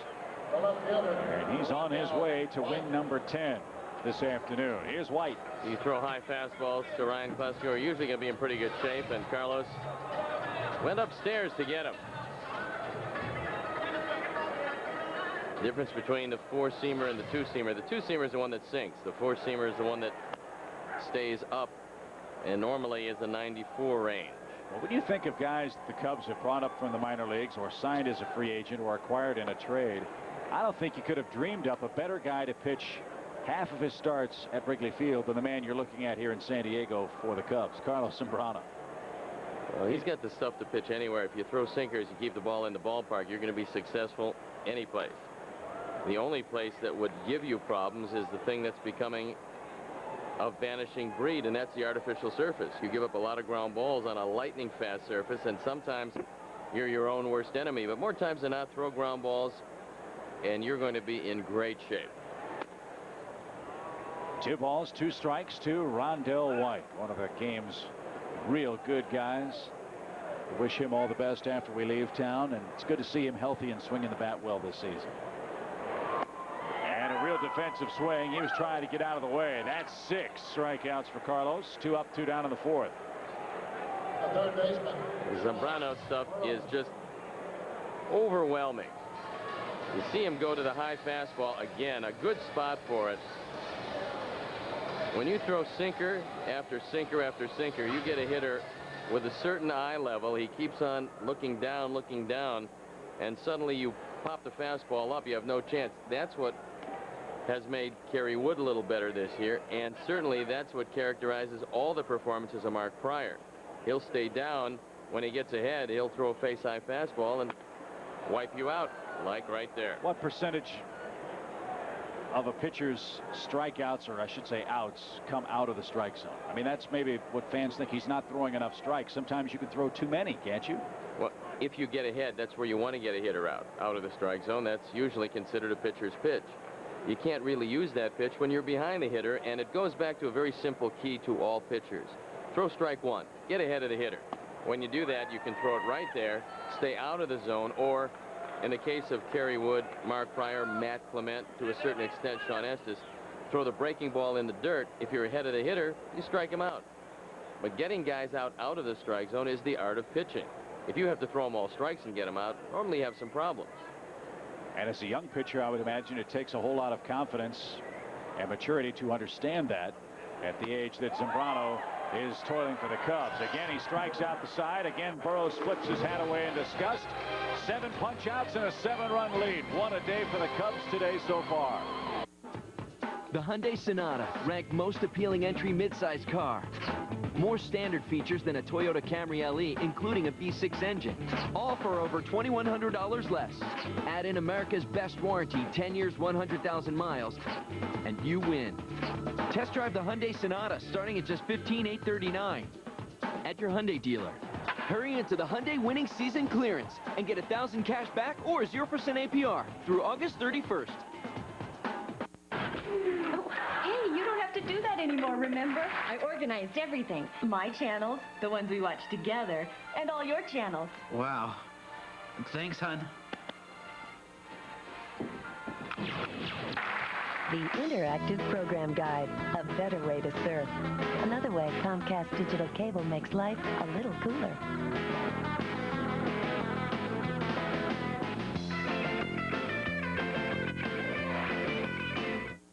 Thinking about buying a dish? Well, this is what can happen when it rains. This is what can happen when it snows. This is what can happen when the wind blows too hard. Sometimes this is what can happen for what seems like no reason at all. Get the picture? Satellite TV isn't all it's dished up to be.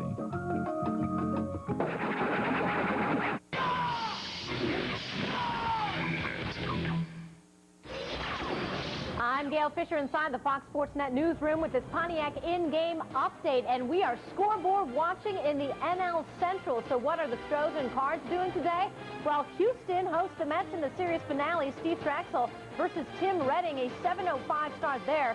St. Louis wraps things up with the Marlins, a 7:10 start. Josh Beckett versus Brett Tomko. And right now, the Cubs are 2.5 back of the Stros, a half game ahead of the Cards. So, Chip and Steve, if they hang on to this win, they could gain some ground depending on what happens tonight. Indeed, they could. And the Cubs playing great baseball. They've won 8 of their last 11. And not only are they starting, Steve, to play better baseball at home, which you hope they'll do in the rest of this month of August and September, but this team's been able to gain ground on the road, which is even more difficult to do. I mean, they've gone down to Houston, Florida, Atlanta, San Diego now in the second half of the season and have won series.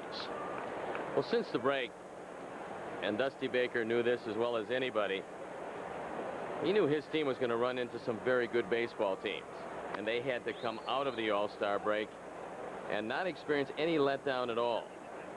When you look what led into the break, it was a homestand against St. Louis, Florida, and Atlanta. After the break, Florida, Atlanta, Philadelphia, Houston.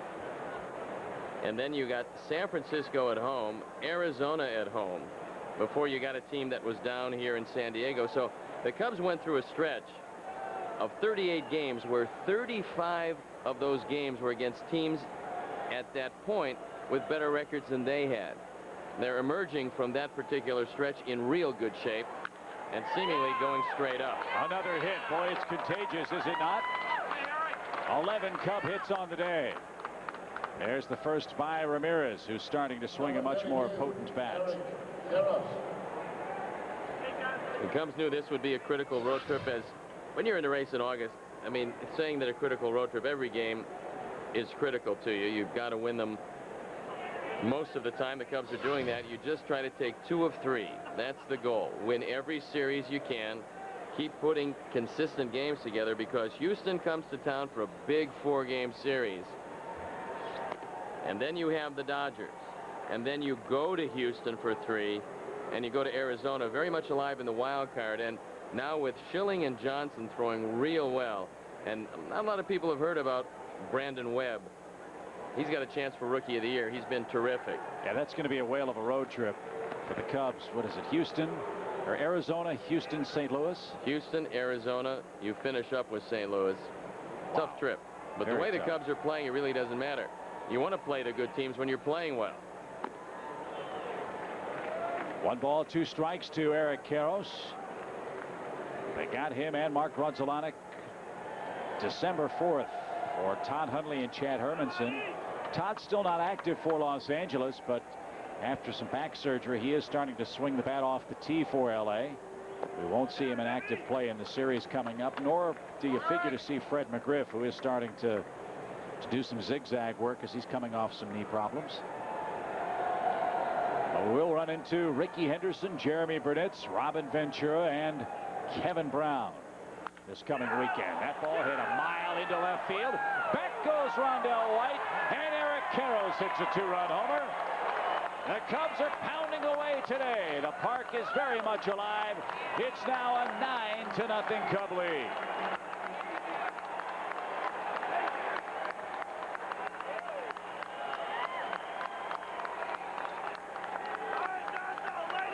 Home run number 10. And 27 runs batted in.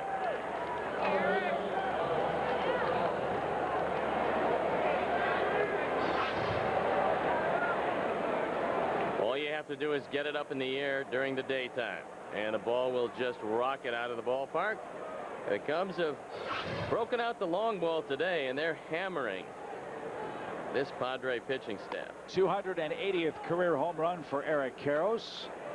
10 on the season, as Steve said, and the first for Eric since July 27th. And 2 more are in this 5th inning with nobody out. It is, as always, our Toyota fan of the game inning. And Jeffrey Versich of Chicago, very happy contestant. He will win a Fox Sports Net Toyota prize package, which includes a car. Nope. A hat and a t-shirt.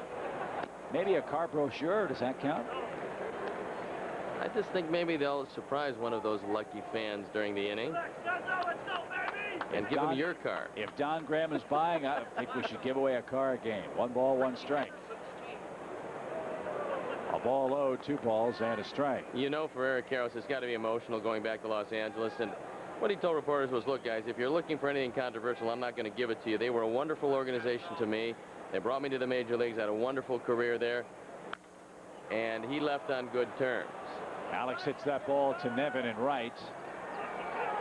1 man down. What he did say, Chip, was that, look, the guys that brought me there and the guys that were associated with the team, Peter O'Malley, Fred Clare, Tommy Lasorda, he goes, those guys are pretty much pushed aside. It's a new ownership. Danny Evans is the GM, Jim Tracy the manager, the ownership, Rupert Murdoch, obviously, at least for the moment. And he goes, so because it was a new administration, I bear no antagonism toward them. They were going in a different direction. I could understand that. And in the end, it's a business. Another base hit. 13 of them for the Cubs. And a third of this inning. And it will bring up Carlos Zambrano. Well, we'll be excited to talk about this road trip with Eric and Mark Grudzielanek, the 2 former Dodgers. We talk Cubs baseball when we get home on Monday, the 11th of August.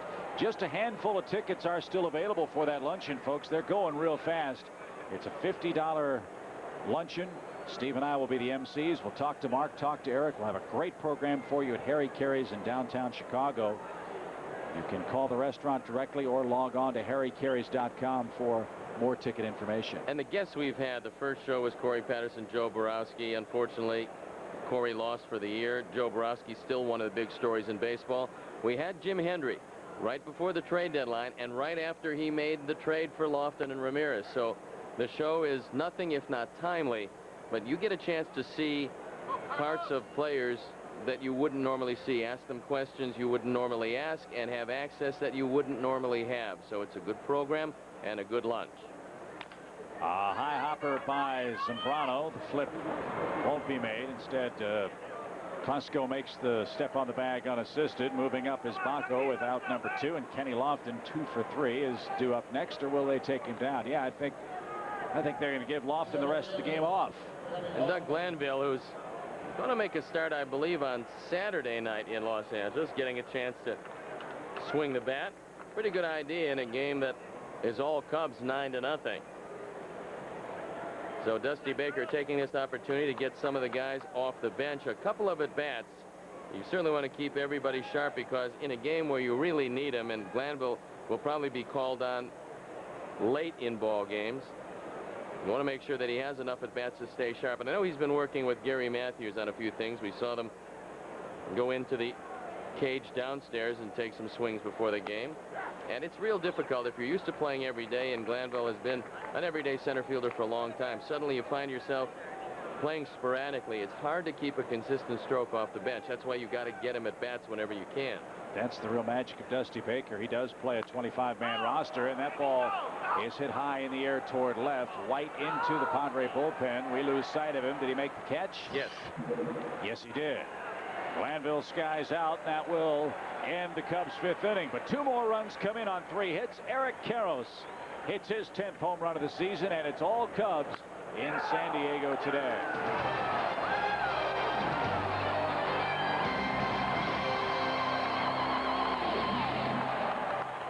Of getting bitten by a shark. What are the odds it gets caught on film? For the first time in Shark Week history, an underwater film crew captures the unthinkable.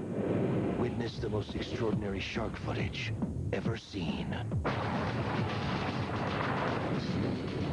Anatomy of a Shark Bite, Sunday at 9, only on the Discovery Channel. Parental guidance is suggested.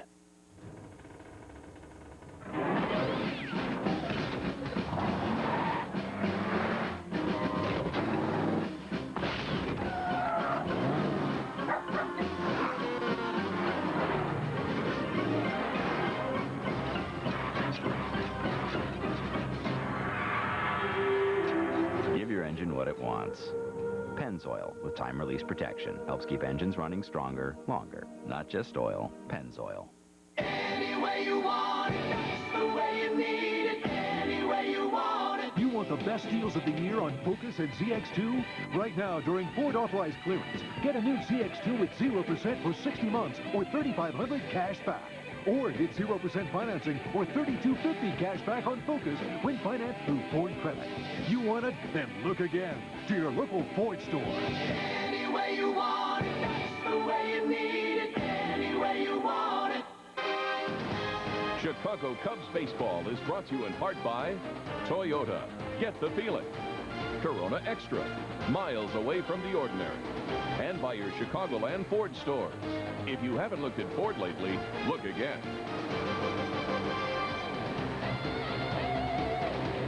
It's a 9-0 Cub game heading to the bottom of our 5th inning. Indeed, fun, sun, and the Cubs today. A 13-hit attack. And Zambrano will try to work his way through this 5th inning and qualify for win number 10. Doug Glanville takes over in center field. Kenny Lofton gets the rest of the day off after a 2-hit day. The pitcher and Vasquez are scheduled for the Padres. They will entertain the Reds. We'll see them later tonight in Los Angeles. Well, Carlos has a big lead right now, but he earned his stripes for this one in the 3rd inning. He had the bases loaded. He had to go through the heart of the order. He got Loretta. He got Nevin. A base running blunder probably mixed in there, but when he got out of that inning, which is something he's done all year long, the offense took over, and now it's one of those games that you love to pitch in. One more inning to qualify for a win, a 9-run lead.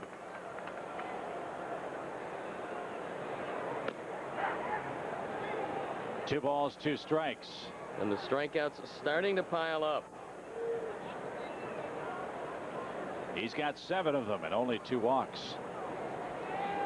Not surprising with this entire Cubs staff has racked up punch outs here in San Diego. 11 recorded by the staff yesterday. That's 18. And then 8 in the series opener for a total of 26. And we're not quite we're just a little over halfway through this game. 2-2 your count. A little soft fly ball left center field. Will it hang up? Yes. Moises makes the grab. One man down. Well, John Q. Reynolds has just lost my vote for the governor of California because of his culinary choices as far as your digestive system is concerned. You wanted some more food. I can appreciate that as well as the next guy. However, supplying you with a hot dog with ketchup and raw onions when I have to take you to Los Angeles and inhabit the same car with you, I'm not sure that was the best choice. So Gary Coleman's getting my vote. I have no problem with it. I don't have one, but he is getting my vote. Meanwhile, John, obviously preparing for his role in the governor's mansion, has decided to avail himself of the two food groups, sugar and preservatives. The gigantic Snickers bar and the extra large bag of Cracker Jack being consumed upstairs. Outfield very shallow and swung around toward right center for a guy that you don't figure to hit the ball real hard, but he did. And then handcuffed Ramirez. That'll be a base hit. That ball was a rocket. And as the Cubs try to track it down, they make the play. How about that? San Diego can't do anything right today. Well, that was a real good choice. You're down 9 runs and you try to stretch a ball that's 15 feet on the grass into a double. Base hit, and then he's thrown out at second base. They should take the hit away for lack of discretion on this one. It's definitely a hit. There's no chance for Ramirez. I don't know what can possess you to go to second base when you're 9 runs down, but I don't think Roa gets a chance to run the bags all that often. So he got carried away in his exhilaration. He also almost had a misstep there. Probably cost him the play. 2 outs in the 5th inning for Vasquez. So an infield hit for Roa. Then he's thrown out 6-4 for the second out. And Zambrano back to the windup. Misses way away. 1-1 your count.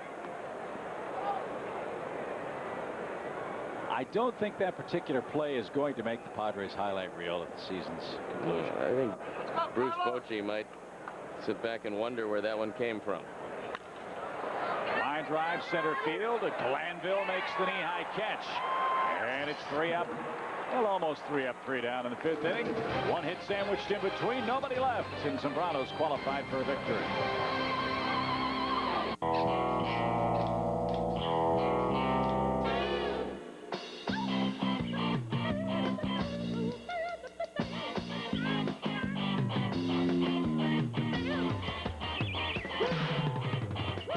Collect Great Clips Hairy Knacks, the newest stackable click of knack from Hasbro. They're only at Great Clips and they're free with every kid's haircut. It's only for a limited time, so don't miss this super hairy offer only at Great Clips.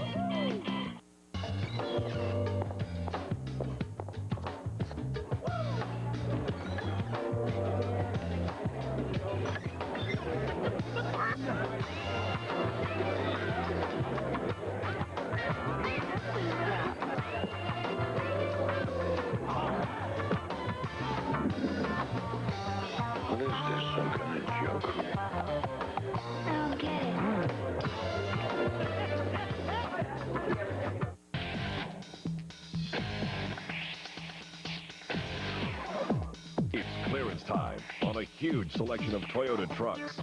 It's time for the full-size Tundra. Take home the powerful truck that IntelliChoice says is among the lowest fuel costs in its class and the best overall value of the year. It only happens once a year. Toyota time. The time is now. Nothing beats the fun and excitement of watching the Cubs in beautiful Wrigley Field. And you can be there. That's right. Tickets are still available for upcoming Cubs games. To get your tickets, just call tickets.com at 1-800-THE-CUBS. Head to the Wrigley Field box office. Punch in www.cubs.com. Or visit any Chicagoland Sears or Sears hardware store. Don't wait. Catch all the Cubs action firsthand and get to the game. 3-0 is our score as we mosey along to our 6th inning this afternoon.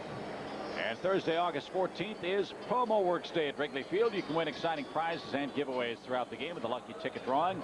Or stop by the Cubs offices at Wrigley for a free entry form. The Cubs and Astros hook up at 1:20 at Wrigley. There are some tickets available. Get them online at Cubs.com. Martinez is 2 for 3 with a run and 2 driven in. And Gary Darling behind the plate. A word with him before he took his position in the box. Might have been saying, son, you're up 9. We're in the 6th. Swing it. Pretty good day for Ramon. It's been a great day for the offense.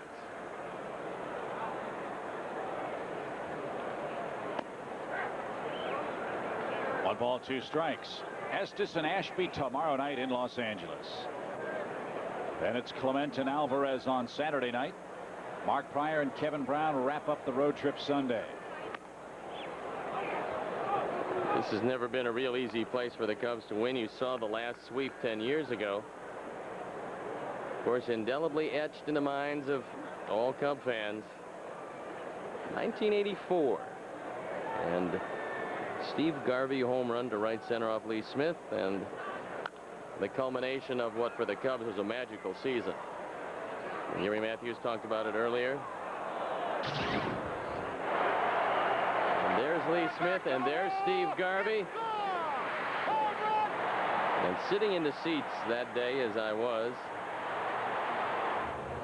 you saw that one and thought it wasn't going to be a real good series after that. And it turned out it wasn't, but that was our Bank of America playing to a higher standard. Padres ran into the Tigers that year in the World Series, and Detroit wire to wire in the American League. Well, the Tigers, if you remember, and there's a lot of people, and I've said it also, you can't win a pennant in April. The Tigers of 1984 went 35-5 their first 40 games. All they did was play 500 ball the rest of the way. They did run away with it. That team was loaded, but the Cubs should have played them that year, because in a short series, you never know who's going to win. The Cubs were a better team than San Diego in 1984. I don't think they were a better team than San Francisco in 1989, but 84 should have been the year they played the Tigers in the World Series. It would have been a very good one. 1 ball, 1 strike to Sammy Sosa. He's got a couple of hits, including home run number 26. That ball jumped out of here in the 3rd inning and gave the Cubs a 3-0 lead. They've added 6 more since. They've chased Jarvis. They're pounding Joe Roa, and they're on their way, barring disaster, to a 3-game sweep. I would think at this point the plate would just get a touch bigger. Not that you would intentionally call them off the plate, but let's say you'll call the corners more closely.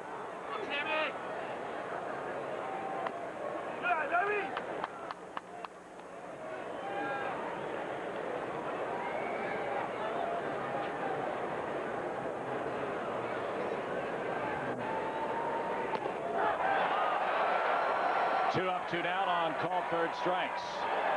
Yeah. I got to think you should stay aggressive. Hit early in the count and don't allow the resolution to the at-bat to be decided. Close enough to call, especially with a 9-run lead. Base is clear for Moises Alou. He's doubled, he's homered, and has grounded out. A 2-hit game for him.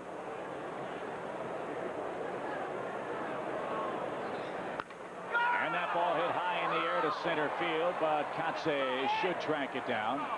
And it is a 1-2-3, top half of the 6th. Cubs by 9 in San Diego.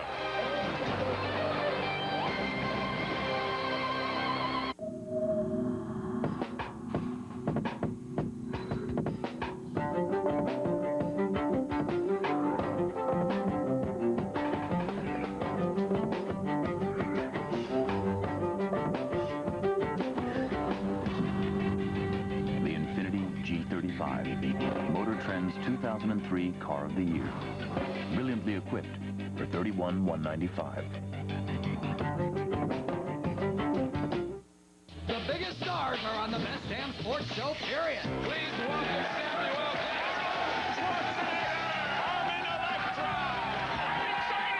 Samuel tonight on Fox Sports Net. Put on a new roof and don't pay till spring. Now at Menards. Our entire selection of quality Owens Corning shingles is on sale. Choose from the traditional 3-tab look of classic 20-year or Supreme 25-year shingles, or enhance the look of your home with Oak Ridge Pro shingles. Pro 30 and Pro 40-year laminate shingles have the look of a shake roof and are Class A fire and wind rated. On sale now. Plus, don't pay till spring. Now at Menards. Save big money at Menards. Comcast is working hard, so you won't miss a moment. We're working hard to bring you crystal clear pictures with digital cable. We're working hard to bring you high-speed cable internet. And at Comcast, our promise is to continue bringing new technologies home to you first, to keep you in touch, informed, and in sync, with everything you need to stay connected, now and in the future. All from one single source, Comcast.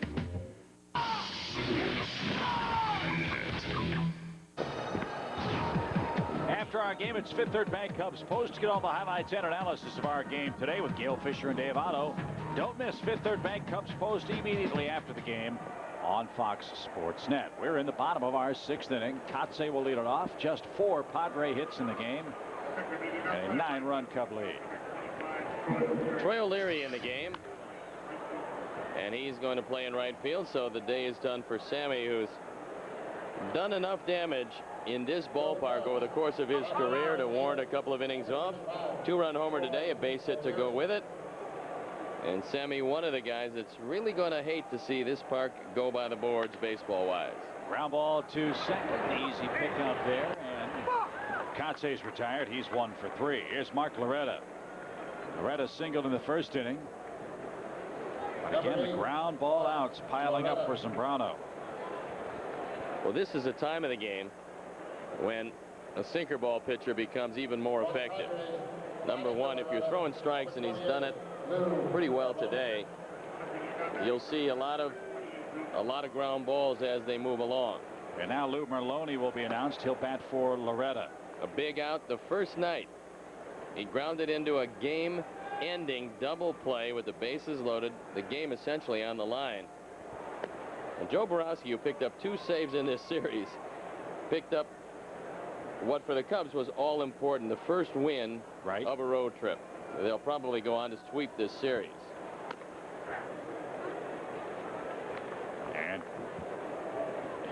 if nothing else, they guarantee themselves a 500 road trip, which is what you shoot for on your road schedule. And then try to dominate at home. Cubs record-wise have... And not this team this year, though, because they've played real well on the road. They're going to go to 6 over 500 away from the friendly confines.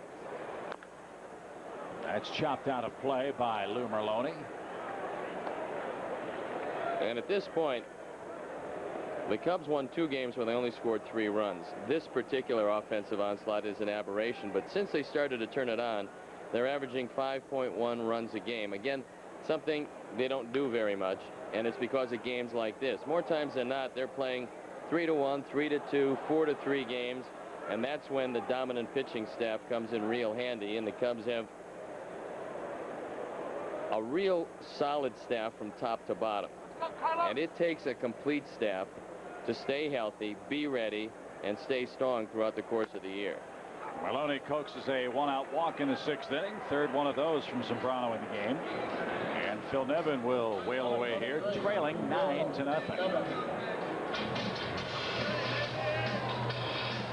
I think all of us are so excited about the young pitching this Cub team has, we forget that pitchers are no different than hitters or fielders. They're going to go through slumps too. And the Cub bullpen had a slump. It appears they're getting out of it. Starting pitching had a bit of a lull. Missed the 12th start in as many games for the Cubs starting group. It's another great low hit, low run performance for Carlos Zambrano. Well, that's why it is a pitching staff, and that's why you can't win without it. It's not only the starters. They can dominate, but if your bullpen gives it up, it doesn't help you. If your starters do real well and then your bullpen goes through cycles, it's still not going to be real good. Some starters are shaky, and the bullpen's very strong. Again, you can't put together long runs. For the Cubs, both the starting pitchers and the bullpen, for the most part this year, have been very good. And they haven't made a long run yet. That's why this stretch is so important, and you think they're poised to make it. Out of play foul, and that's not to say that Jim Hendry and the rest of the Cubs front office isn't exploring other opportunities to make deals. A lot of guys cleared waivers that you wouldn't expect.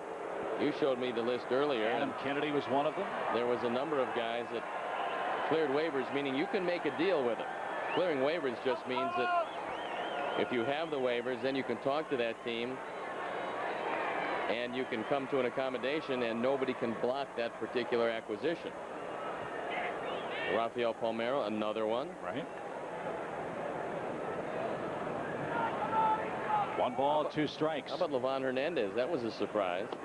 He's been a big game pitcher. Well, the reason why he cleared waivers, I believe, is that he had to throw a certain amount of innings to qualify for a very big contract for next year. One of the reasons why San Francisco dealt him, and he's pitched very well for Montreal. He will qualify for a big contract. So by putting him through waivers, if somebody claims him, they're responsible for the contract next year, and apparently nobody did.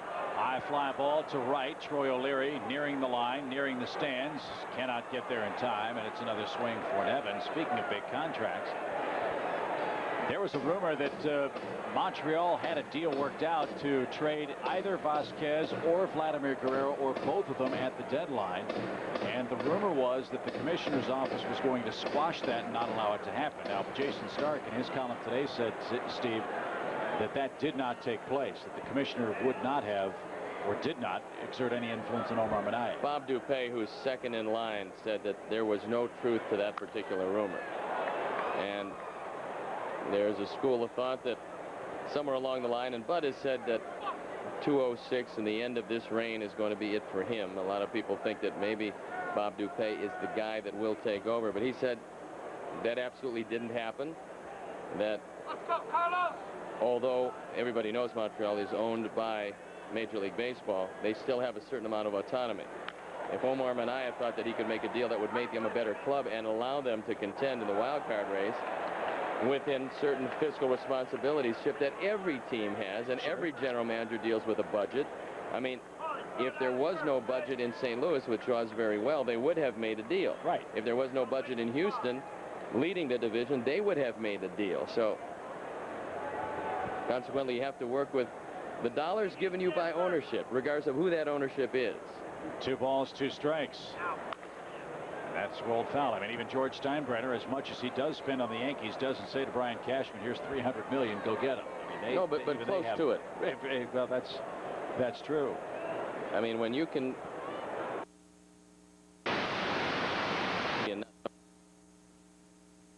non-factor this year, you get Matsui for $21 million. It expanded the checkbook a touch. Good at bat by Nevin. That ball smacked into center field. Padres have 2 on with 1 out. Carlos at 105 pitches, and Nevin climaxes a 10-pitch at bat with a sharply hit single up the middle. Well, the first night of the series, the Cubs used Farnsworth, Guthrie, Remlinger, and Borowski. Last night they used Guthrie, Farnsworth, and Borowski. And so with Carlos Zambrano now at the 105 pitch mark, you figure that Dusty would like to see him get out of this inning, depending on how many pitches he's going to throw and how much trouble he gets in with Klesko and White. And I'm not sure how much longer he's going to go. Klesko digging in, and he shoots that ball the other way. Maloney around third. They will wave him. The throw is going to be cut off wisely. The shutout gone. 9-1 your score.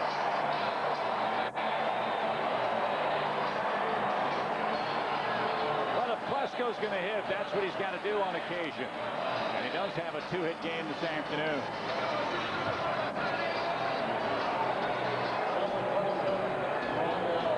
Good running fastball away, and Klesko just slaps it into left field. So it's an 8-run Cub lead.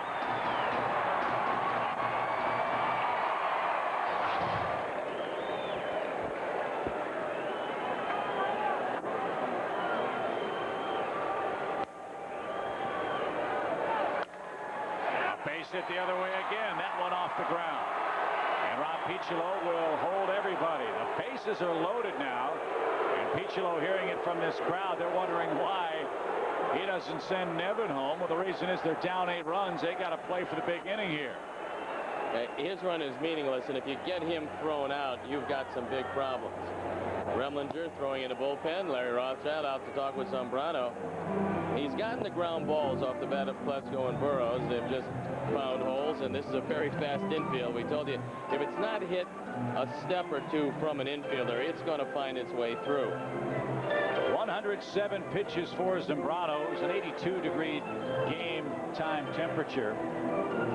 A lot of strikeouts, a lot of maximum effort pitches for Zambrano. You got to wonder how much he has left in the tank after an 8-inning emotional performance at home against the Giants. There you look at the numbers so far.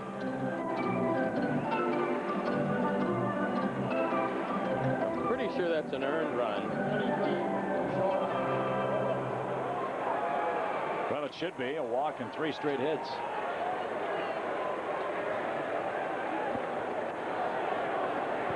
You can still get out of the inning with a double play ground ball.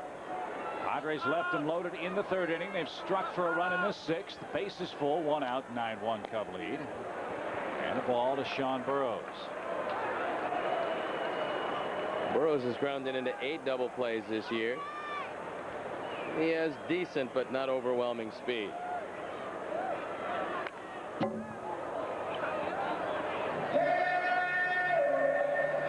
Burrows 0 for 9 in this series. Just 3 hits and 21 at bats against the Cubs. Dave Pierce and Mike Remlinger are up in the pen. Jaret Wright up for the Padres.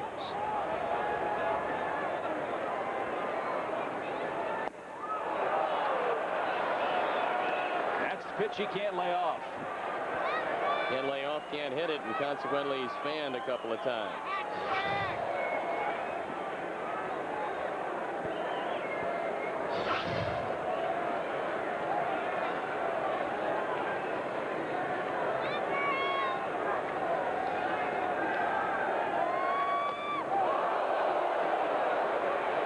Two and two. That one will probably stop you from leaning out over the plate. Burrows was the 1st round pick in the 1998 draft. Zambrano wants to get it inside. He does, but it's way in.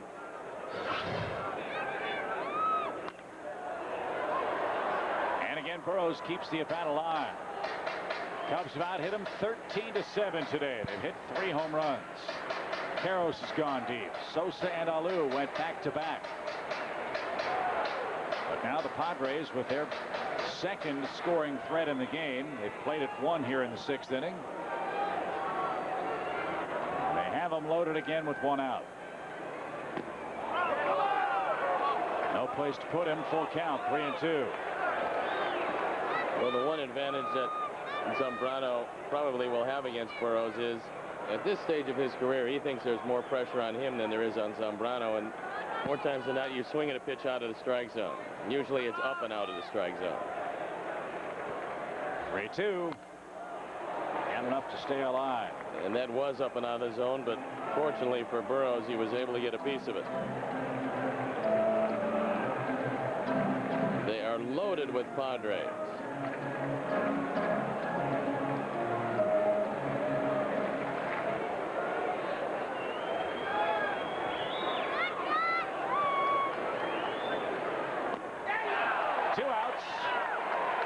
Burrows 0 for 3 with 3 strikeouts. Well, that's the only problem with looking for the double play ground ball. If you make no contact, it's real hard to turn 2. The only guy I've ever seen with a bases loaded hit and run was Popeye. Don Zimmer. He did it twice. Mark Grace hitting. It worked both times in that magical 1989 season. Unfortunately, the magic ran out in the playoffs because nothing went right. Here's Ojeda. 9-1. Cubs lead it in this San Diego 6th.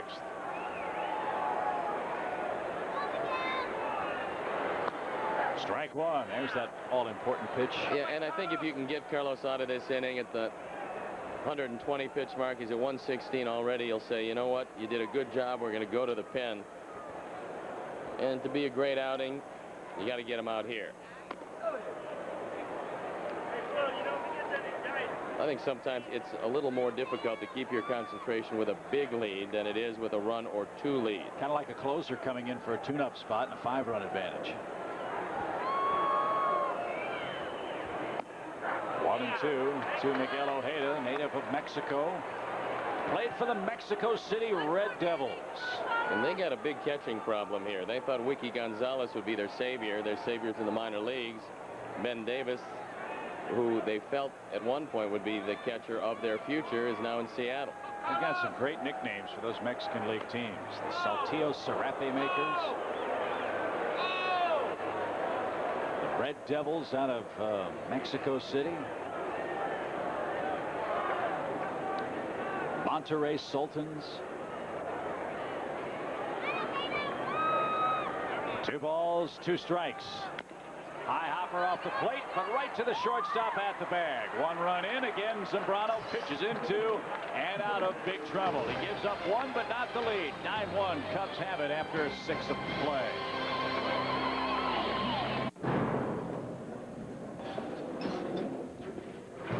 Right. Got it. Yeah. Well, that's great news. I appreciate it. Goodbye. Well, I've got some fantastic news. I'm out of here. No, it's Geico. Just saved myself a bunch of money on my car insurance.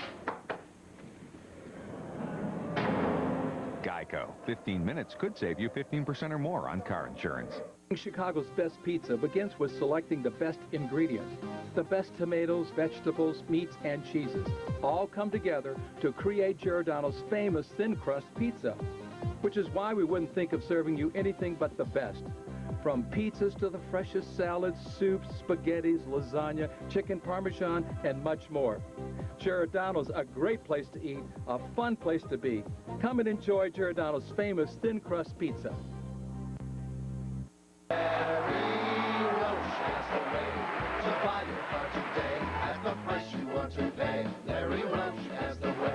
Larry Roche has hit another home run with 0% APR financing for 5 years on new 2003 Fords. Or choose rebates from $500 to $5,000. Lease your new 2003 Mustang or Ford Ranger for only $5 per day. At Larry Roche's Elk Grove Village Ford, just south of Higgins on Route 83. Start your Sunday with NASCAR This Morning. Get the inside track from the pre-race show that'll have your motor running before the green flag drops. NASCAR This Morning on Fox Sports Net. Well, the future governor says time to talk, Stoney. Let's look at our Ford-game summary. The Cubs play long ball this afternoon. 16th back-to-back home runs this season. Moises Alou continues to pound away at Kevin Jarvis, and the offense coming to life. Zambrano throwing the ball very well, giving up just 1 run. It's all Cubs, and that's our Ford game summary.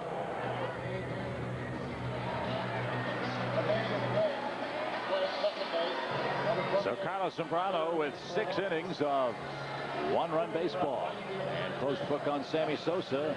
Final time he will play here in San Diego's Qualcomm Stadium, and big numbers here.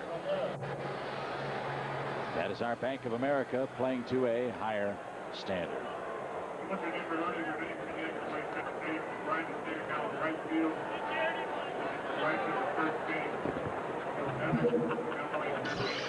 Brian Buchanan in the game. He's playing right field. Phil Nevin has come in to play first. Merloni's at second. And a future gubernatorial candidate playing at third. 9-1 is the score as Arama swings and misses here in our 7th inning.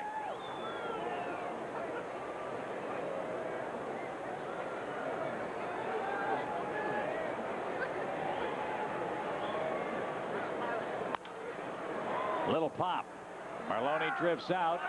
Late jump by Buchanan. He can't handle it, but Merloni backing up the play. What an effort. On the ricochet, he comes up with a highlight reel kind of catch. Very rarely do you see fly balls or pop-ups go 9-4, but that's the way this one will go. And even in a romp, you see some things you just don't see very often. It pops up in the air. Lou Merloni right there to make the play. That will make a highlight reel or two. That's a web, Jim. No doubt about it.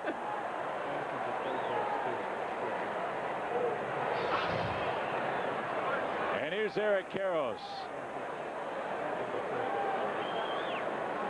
Eric, a 2-run homer. He scored twice today.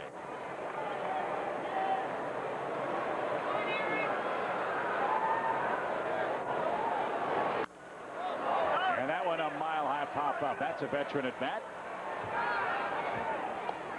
And there's out number 2 in our 7th inning.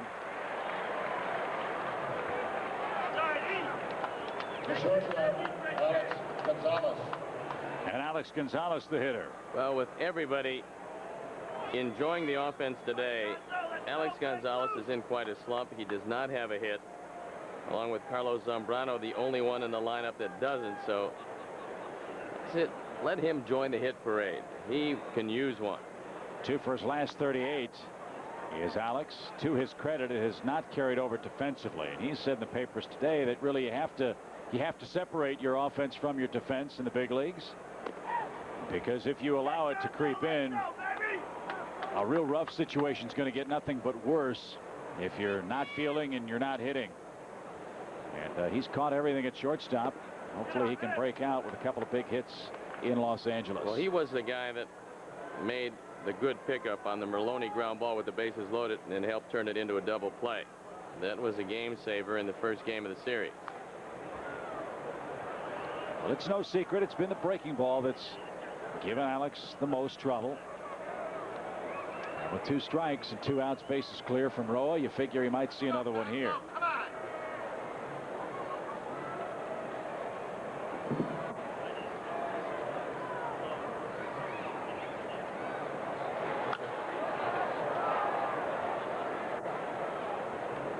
The 9 runs, 13 hits for the Cubs, 1 run, 7 hits for San Diego. It's to this point been an errorless affair. And it should be a very happy bus ride up I-5 to Los Angeles for the traveling party today. In the air to the right side. That's twice in a row Alex has shot the ball that way this afternoon. Perhaps that's a sign of him making an adjustment. He is, however, 0 for 4, and it's time to stretch at Qualcomm Stadium. 9-1. Cubs have a late lead.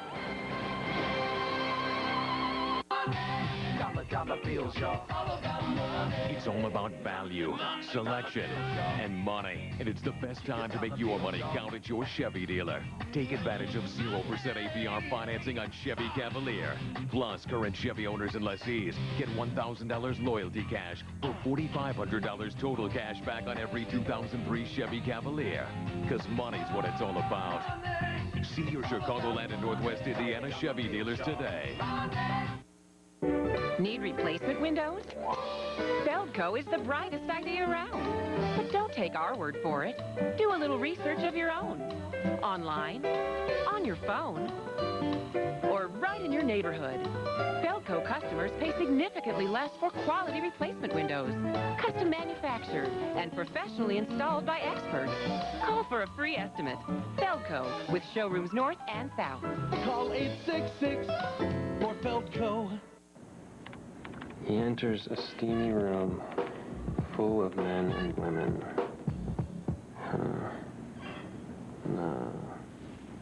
Let's see. He enters a steamy room full of women. He enters a steam room full of women. That's good. Don't filter what you don't need. Keep what's good. MGD. Cubs baseball is brought to you in part by Comcast, proud to be Chicagoland's new cable company.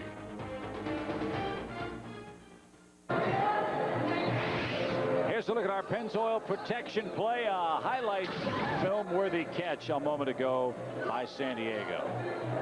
Well, in a game where it's easy to lose your concentration, this is a pretty good effort by Lou Merlone. He realizes now Buchanan has some problems, and as he peels off to allow him to make the catch, he just popped it right to him, and he made the catch. The most unconventional 9-4 put out. And Mike Remlinger will come into the game.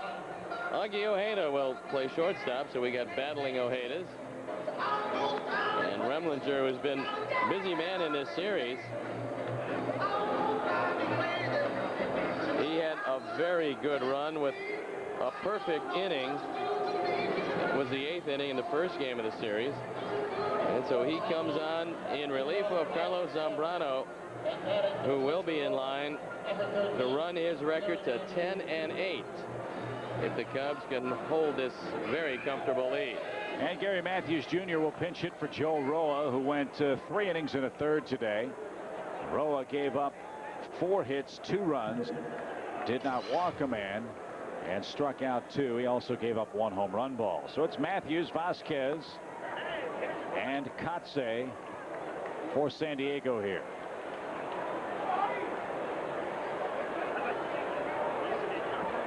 And for Sarge Jr., this is the best hitting side. He's got a little more power from the left side, but batting average 291 as a right-hand hitter, 268 as a left-hand hitter.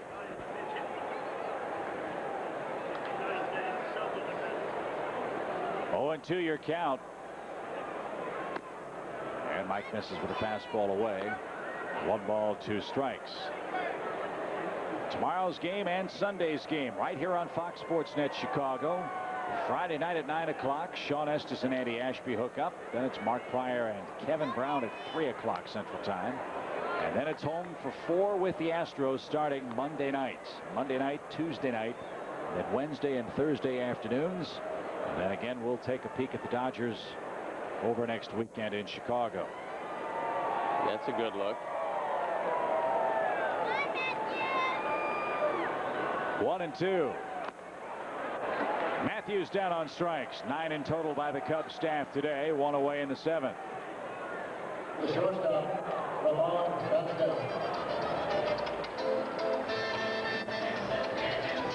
Matthews is 0 for 6 in this series, by the way, with 4 punch-outs. Minnesota keeps losing critical ball games, this time to Baltimore in Baltimore. That's a funny Twins team. A lot of folks thought they would run away with the AL Central. They entered play today 3.5 games out. Up the middle, Augie Ojeda, first chance. Low throw. Carroll's dropped it and couldn't hang on. Let's see who gets the air. I don't think that ball was in the dirt. Now we'll take another look at it. And if it wasn't in the dirt, Eric will get the air. If not, Augie will get the air. Neither one will most likely get the Gold Glove this year, so we'll see which way it'll go. Watch the throw again. He was still out. E3, and you give Augie the assist. Now watch. He drops the ball, picks it up, and has the bag. The man was still out at first base. He is, but Steve Ripley said he wasn't. Believe it or not. The deciding vote. So here's Kotze. No balls and a strike. He's 1 for 3 in the game. Are the Yankees going to hold off the Red Sox? Boston 2.5 back. You know, it's really contrasting styles when you look at both teams. Yes, the Yankees have pretty decent offense. They've got strong pitching. They added Nelson to the bullpen to make them even stronger. Boston has a phenomenal offense. They have Pedro Martinez, probably the single best pitcher on both teams. But the rest of their rotation is good, just not great. They really did a great job in their bullpen. I mean, Theo Epstein, with help from Larry Lucchino, I'm sure, has really added to a pen. They've remade it during the course of the season. I still believe the Yankees will hold them off. So you picked New York in the East. That leads to a second question as that ball shoots through the middle. Kotze's aboard, holding at second is Vasquez. Can Boston hold off Oakland for the wild card? Well, assuming it's Oakland or I was going to say, Seattle. it's going to be a real interesting situation because I think that eventually Oakland will catch Seattle. I think they and their pitching staff will grind them down, but Seattle has a history of hanging on. I think maybe the best shot of Boston making it as a wild card is if Seattle beats Oakland. I mean, Oakland beats Seattle and then Boston has a better record. I think one way or the other Oakland gets to the playoffs. Who wins the Central? Kansas City has to be one of the best, if not the best story in all of baseball. No Small question. market situation. They've done it by putting together a tremendous record within their division. They're 33-16 against the Central. The White Sox 15-5 since the All-Star break, better than anybody else in baseball. And they're clubbing people with that offense. I think the White Sox win the division. When it comes down to it, I think Tony Peña has gotten the best out of a team that's probably going to get a lift with Mike Sweeney coming back, because they've missed him. They've stayed afloat despite losing their best hitter. But Beltran has done a great job. He was a guy that everybody thought would be traded. Jose Lima's been hurt. They've got some young pitching that you never know how they're going to react down the stretch, because they've never been there. And right now, when you take a look at the offense that the Sox put out there every day, Ordonez is hot, Lee's getting hot, Big Frank is hitting everything in sight.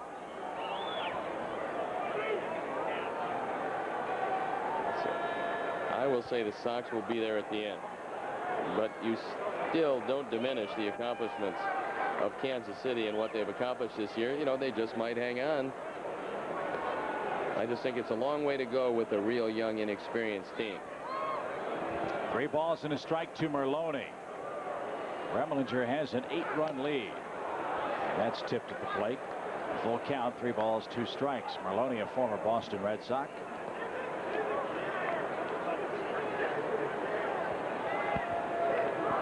Well, if he can equal the accomplishment of the other night and hit a ground ball right at Augie, a long way toward getting out of this one. 3-2 pitch. Back to the screen. What's Kansas City going to do with Beltran? I mean, they can't trade him now. They're in first place, but they're going to lose him at the end of the year and get a #1 round draft choice, because he's a type A free agent. A 30 home run switch hitting outfield. Oh, yeah, he's going to be desired by a whole lot of people. That guy can play, and he can play some defense. Off-speed pitch takes care of Merlone. Second strikeout for Remlinger. And Nevin, who moved over to first base, hits for the 4th time today. Good pitch out of the zone. Gets Merlone, and I think Kansas City, Chip, has to hold on to Beltran, because they can't send a message to a resurgent fandom that they're going to do anything but play it out as long as they can play it out and try to hold off the White Sox and hold off Minnesota. You know, Minnesota just 4 games back. And again, that's why losing to Baltimore is so critical at this point. Minnesota now a .500 team, and the most surprising part of that, they're 32-27 at home, a place they usually win 2/3 of their games or more. They've got one of the great home field advantages maybe in the history of baseball since the Metrodome came into play. What's surprising too about Kansas City is, despite this terrific run of it, they're in the middle of the pack attendance-wise in the American League. They've drawn 1.278 million fans to Kauffman Stadium. White Sox have drawn fewer. Cleveland, Detroit, Tampa Bay, and Toronto. And the woes of this Padre team with men in scoring position continues in this series as Remlinger escapes inning number 7. Introducing Bank of America's new Mini Visa credit card. Is that really a credit card? Hey, that's a cute card. Thanks. It's really small, really easy, Wow, what a great little card. and really secure, with total security protection. Qué bonita tarjeta. So now, when you get our card for your wallet, there's a mini card for your keychain. What a great little card. Only from Bank of America. Higher standards. Announcing the best price of the year on the award-winning Mercury Sable GS. Under 17 grand during the Lincoln Mercury Anniversary Clearance. A great price that comes with great features. Remote keyless entry, fingertip speed control, and power everything. And now drive Sable for around $16,988 after $2,500 cash back. Plus, get an additional $1,000 with Ford credit financing. It's one anniversary you don't want to miss. Sable GS around $16,988. See your local Lincoln Mercury dealer now. Come on, Cupcake, you can do it. Come on, tough guy. Pop my baby, come on. We're almost there. Save that thing. Good job, man. Dude, grab your mics. There's nothing but a fish and empty bottles in here. When you're fishing for refreshment, a hard Mike's is good to find. Make it Mike's.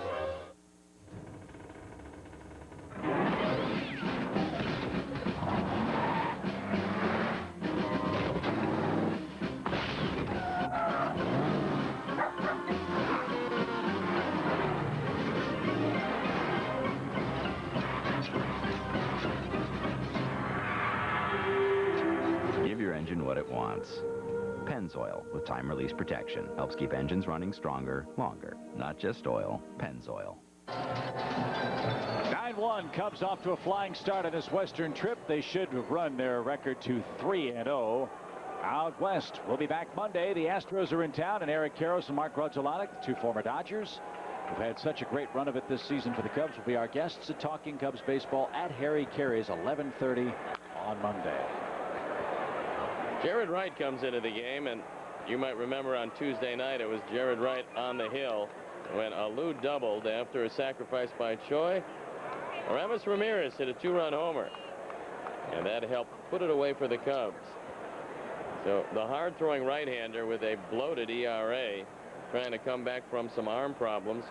He still throws 96, 97. They think maybe he'll be a great setup man. And it could be that he will, because Trevor Hoffman will be healthy. He threw yesterday. Some encouraging signs from him.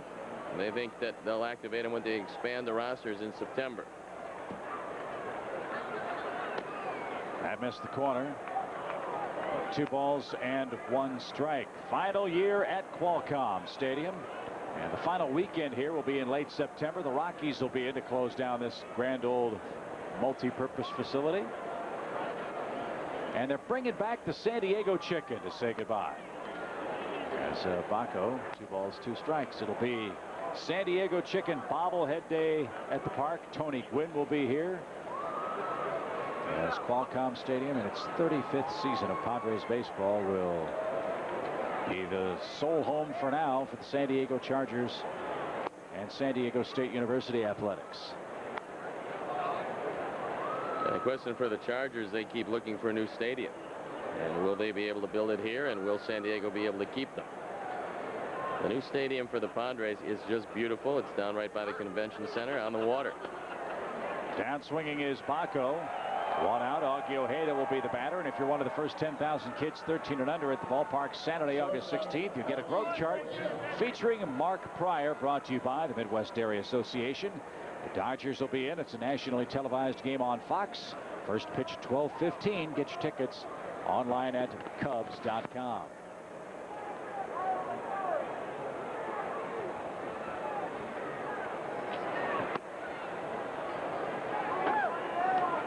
Augie Ojeda, U.S. Olympian in 1996. And what you don't see very often is 2 Ojedas in a major league game within a foot of one another. All we need is Bobby Ojeda. We'd have it all taken care of. Let's go, Augie. 2 balls, no strikes. Augie, a crowd favorite in Chicago. Early in Don Baylor's tenure, this little guy was very impressive. Made all the plays defensively and seemingly came up with big hit after big hit. And that one popped towards second. And Ojeda is out number 2. Well, 2 guys that would make it a very interesting rebound contest involved in that play. And I think the fans really like Augie Ojeda, Chip, because you know that he's getting every ounce of his talent out of his ability level. He plays as hard as he can. He is a terrific glove man. He's always had some problems hitting in the major leagues, but he spent some time up here. And at the end of the day, when it's all over, he'll be able to say that not only did he start a lot of major league games and play in a few, he actually played real well. And for a while, he was a pretty good ball player on this team. Those are the kind of guys for utility men that every team has to have. No balls and a strike to Doug Glanville, hitting for the 2nd time in the game. And that one into center field. Long run, Kotze, but he is there. And Wright has a scoreless 8th inning under his belt. The Cubs a 9-1 lead.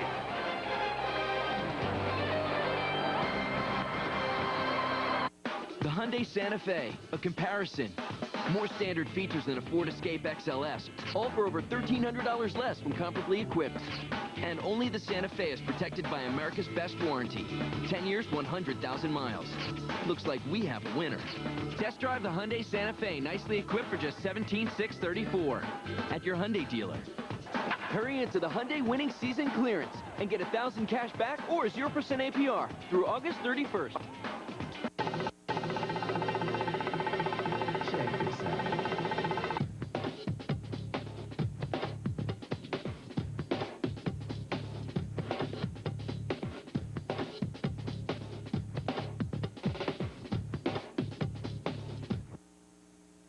If you want more out of life, make the smart move today and call Robert Morris College, where dreams find direction.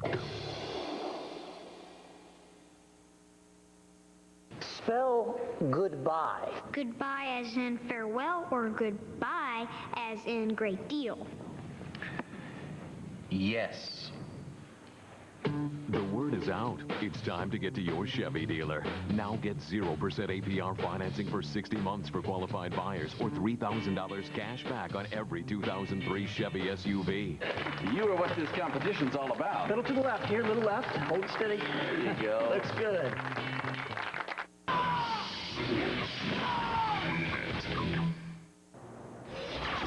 I'm Gail Fisher inside the Fox Sports Net newsroom with this in-game update and another afternoon affair to tell you about, this one between the Giants and the Pirates. And Jeffrey Hammond goes yards. This a two-run shot in the 7th inning. Hammond's first home run since joining the Giants, and San Francisco goes on to win it 7-5, improving upon their already impressive record. Chip Steve, looks like the Cubs might do the same today. Well, Gail, that's what I really like to see, is a guy hitting his first home run for a team and then standing at home plate for about 30 seconds admiring it. That's a guy that's probably going to find one somewhere off his anatomy in the not-too-distant future. But he hit it, the Giants won, and for them, it's just a runaway lead in the West. And Dave Veers comes into this one. And Brian Buchanan, the first man he'll face. Cubs 9, San Diego 1. If you're just joining us, you missed a lot of fireworks early in this game. The Cubs just crushed Kevin Jarvis. 7 earned runs on 9 hits in 3 innings and 2/3. Sosa, a 2-run homer in the 3rd inning, made it 3-0. Alou followed him with a solo shot. Then 3 more came in the 4th inning, as Kenny Lofton an RBI single, Ramon Martinez a 2-run scoring hit, Chase Jarvis, and Eric Karros took Joe Roa out of the ballpark, and Carlos Zambrano, another outstanding start, is in line for his 10th win. Well, Bruce Bochy still marveling that Brian Buchanan couldn't make any contact. Ahead 3-1 against Mark Guthrie. He goes, he's killed left-handers all year, and he gets them out with 2 pitches out of the strike zone and the bases loaded in one of the key at-bats of the series. And that, I think, is a swing. He gets the break by Steve Ripley. Believe it or not. I do. 2 balls, 2 strikes. I think you got to ring him up on that one, Steve. Obviously, no dinner reservations. Out of play again. 2 balls, 2 strikes.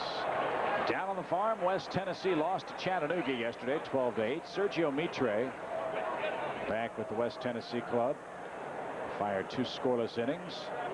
Iowa had a day off. Daytona's game in Jupiter was rained out. Lansing had the day off. They take on Fort Wayne later on tonight.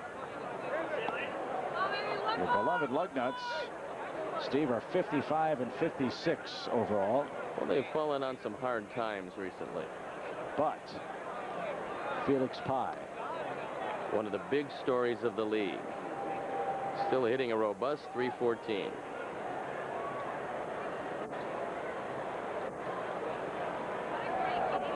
Three balls, 2 strikes.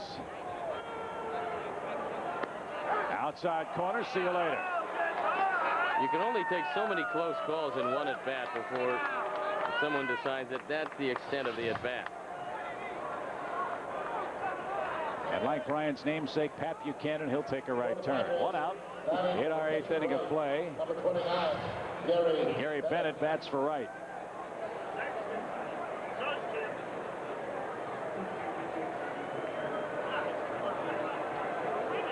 Big Cub fans, Juan Carlos Gluth and Ryan Hamilton are visiting from South Bend, Indiana today, enjoying the sunny skies in San Diego and a Cubs sweep perhaps today. They no doubt will be part of John Q. Reynolds' gubernatorial staff when he is victorious in the recall election. Fly ball to right. O'Leary battling the sun, has the glasses on. Good fundamental play for the second out.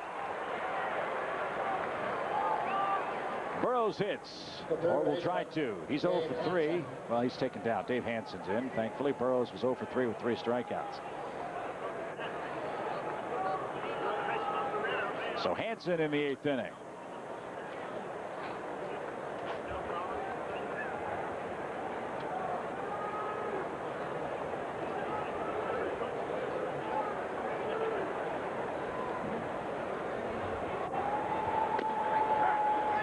So you say those things are gigantic beetles? Yeah.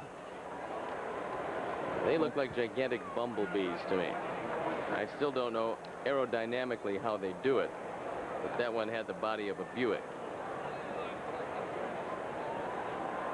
Should there be some sort of copyright problem if a beetle has the body of a Buick? 1 ball, 1 strike. Well, if he comes near, you just swat him away. We did not bring the spray, which, by the way, has come in very handy in the friendly confines, taking care of the occasional wasp problem. I was very proud of you when we had the network game off last Saturday that you allowed the network guys to avail themselves of your bug spray. I know how possessive you are of that kind of stuff. Well, I did see Steve Lyons thinking that it was his bug spray. You know how proprietary I can get. There's no question about it. So I will go back and check the level of the bug spray and find out if he used any. And then bill him accordingly. Well, we will be seeing them in a couple of weeks. Well, that's true. Not yet. Back in Arizona, where the temperatures are just lovely this time of year. 2-2 to Dave Hansen. That ball is hammered deep to right field, and Hansen has left the ballpark. That's what you call an mbop, folks. 9-2 is our score.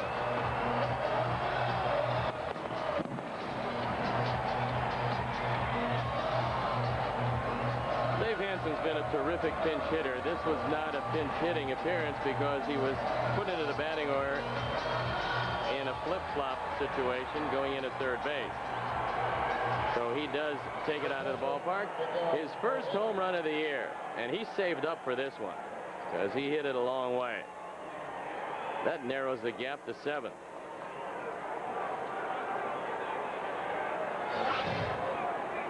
But the Cubs continue to play at normal position, Steve. They're not worried about that all-important third Padre run, as that one popped up by Ojeda. And Augie Ojeda at shortstop wins the battle of the Ojedas here in the 8th inning. 1 run on 1 hit. An mbop by Hansen makes it a 9-2 game heading to the 9th.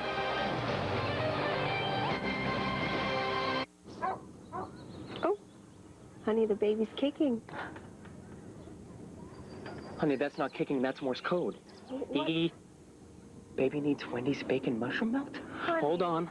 I'll be right back, little man! When you gotta have that bacon and mushrooms in a delicious cheddar sauce, you gotta have it. What? Baby wants a flat screen TV? Me too.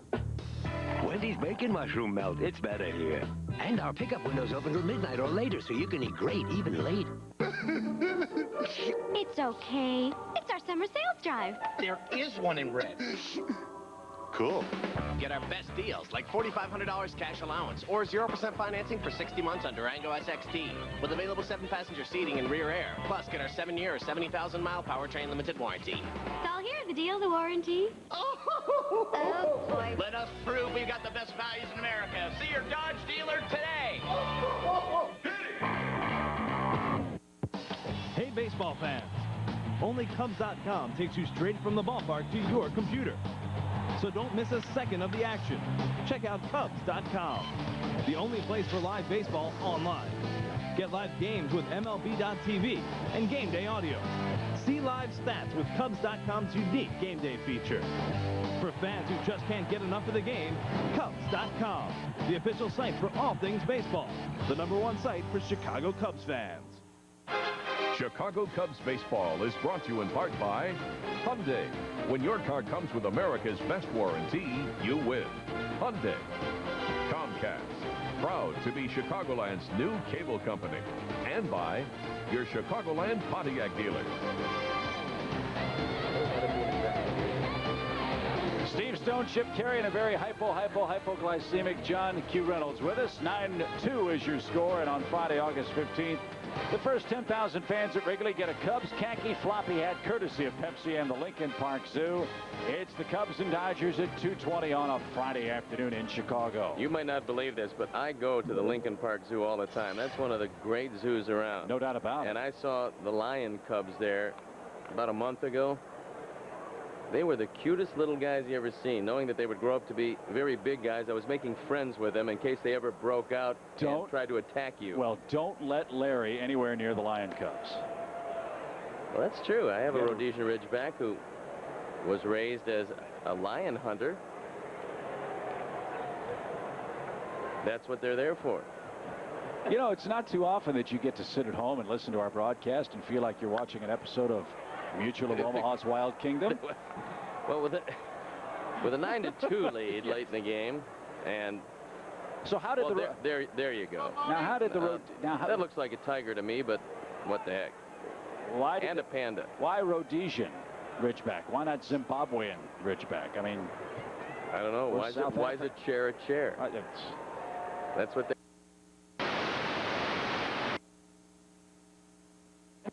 Martinez is strikeout victim number 1.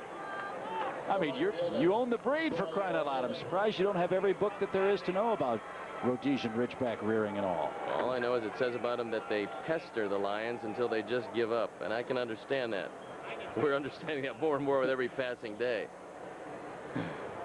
So Mike Matthews in the game. We know it's Matthews because they only have one left-hander, and that's Matthews. Consequently, leads the team in appearances. And the pitcher should have the best of it now. Bright sunshine with the hitter in the shade. No balls and a strike to Troy O'Leary. You can see right there the shadow of the lights. And if you can have this kind of visibility all the time, you can be wildly successful. Nice pickup by Hansen. Terrific play. That might be the best play of his life. Dave Hansen, known for a great bat, not known for the exceptional glove, made a real good play to his left. After hitting a home run, the glove gets a whole lot better, and he throws him out easily. O'Leary robbed of a hit. 2 outs. And here's Moises Alou. Alou has doubled, homered, knocked in 2, scored 1. He's 28 RBIs away from 100 on the season. That would be the 5th time he's done that. What a second-year rebound for that man. Well, he told everybody that talked to him that he committed himself this winter with a personal trainer and a work ethic that he probably didn't have before, only in that he was such a good hitter and he was healthy a lot of the time. He came out and he felt kind of embarrassed by last year. He came to a new team. You always want to do well. He got off to a terrible start, then actually came up with some pretty decent numbers considering his start. But this year he's been good from the beginning of the season. And the fact that he's been healthy and available to play just about every day has been a remarkable situation. You look at games played, you realize that Moises has played 108 of them. The Cubs have played 113. That's doing a pretty good job at the stage of his career that Moises happens to be. 2 balls, 1 strike. All 3 off the plate. 9-2 Cubs leading, about to sweep San Diego. Dusty Baker talking to us after the game last night said, hey, I'm still looking for that perfect road trip. Well, it should still be alive heading to Los Angeles tomorrow night as we peek at the Dodgers for the first time. And that ball too low. Alou on base for the 3rd time this afternoon. And another chance for Aramis Ramirez, the Cub third baseman.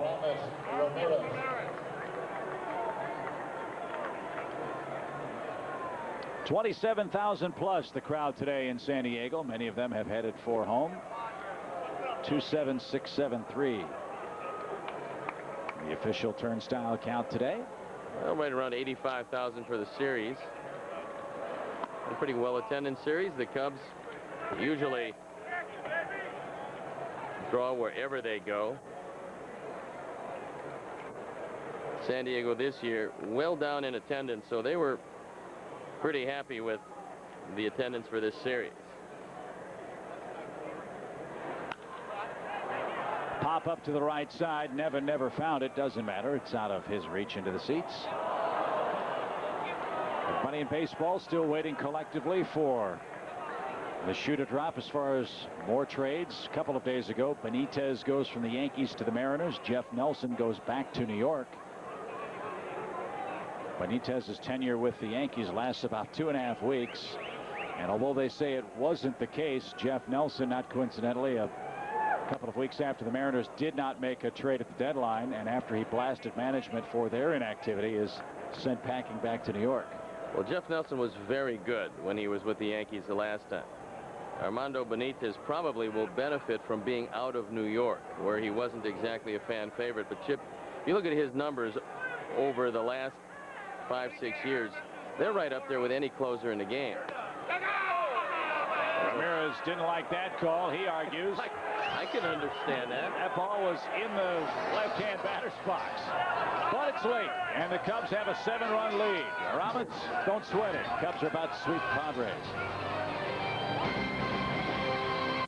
An anniversary is something you never want to miss, especially this year. Announcing the Lincoln Mercury Anniversary Clearance, featuring end-of-the-model year savings on every Lincoln and Mercury, including Lincoln LS, the driver's luxury car that out-cornered and had better handling performance than BMW 540i.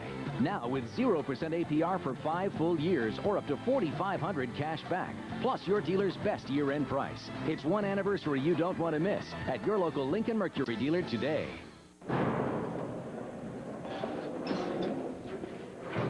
Right. Got it. Mm-hmm. Yeah. Well, that's great news. I appreciate it. Goodbye. Well, I've got some fantastic news. I'm out of here. No, it's Geico. Just saved myself a bunch of money on my car insurance. Geico. 15 minutes could save you 15% or more on car insurance. There's a state where the national pastime is the game of what if. What if all cars were turbocharged? What if innovation were the official currency? Saabs are made in a state of independence where freedom is held as tightly as the road. Welcome. The Saab 9.3 Linear Sport Sedan, available during the Every Day is Independence Day summer sales event for as low as $299 a month. Producer of Cubs Baseball on Fox Sports Net is Bob Albrecht. Today's game directed by Dave Turner. The associate producer, Joe Corneo. Our production manager, Moheen Ramsey. Our executive producer, Josh Wine. Vice president of programming is Don Graham. And as always, thanks to John Q. Reynolds, the future governor of the state of California, for his fine work in answering all the very difficult questions in our broadcast booth today. Ninth inning, bottom half. Antonio Alfonseca is on for the Cubs, who lead it by 7. Al's the 4th pitcher of the day, and he picks up an inning. Trying to subdue these pesky Padres and allow the Cubs to sweep them for the first time in 10 years in this ballpark. A fitting swan song to a ballpark which has served them well over the years. First pitch, base hit to right field. Off the bat of Gary Matthews Jr.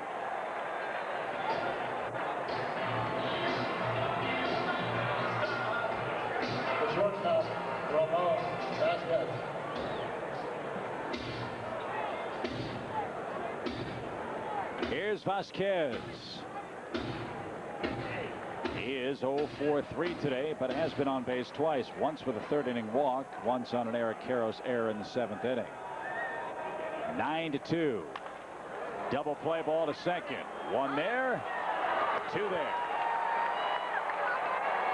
First double play ball of the afternoon by the Cubs defense. And Kotze, the final. San Diego hope make that second double play ball of the ball game. Very easy 4-6-3.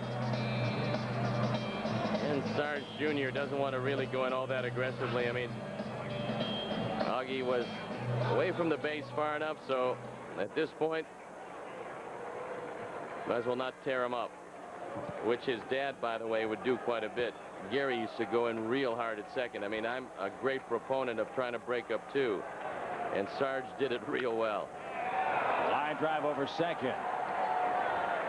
So Antonio's given up 2 hard hit balls in the 9th inning. And Lou Merlone will hit.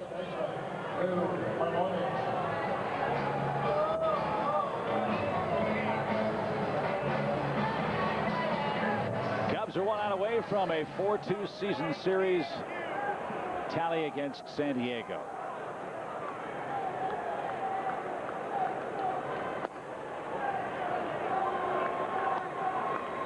They've got Mac Clement at 9-9, even 500.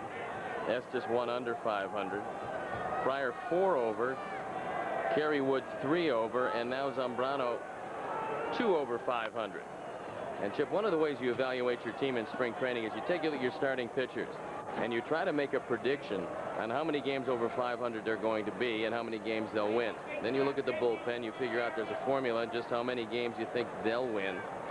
You think about how many runs you're going to score, and then you evaluate your division and find out if you can stay in contention. Another sharply hit ball. This one into center field. Glanville has it roll up his arm for a moment. No further damage there at first and third. Merlone has his first base hit. And Antonio getting hit awfully hard in a blowout game. Well, I remember listening to the way they put together the Orioles in their glory years, and Earl would always say, I looked at my team, I evaluated how many runs we'd score, I looked at the starting pitchers, the bullpen, and I had to come up with 95 wins. If I couldn't come up with 95, I'd say to Hank Peters, you have to go out and get me this, or maybe this.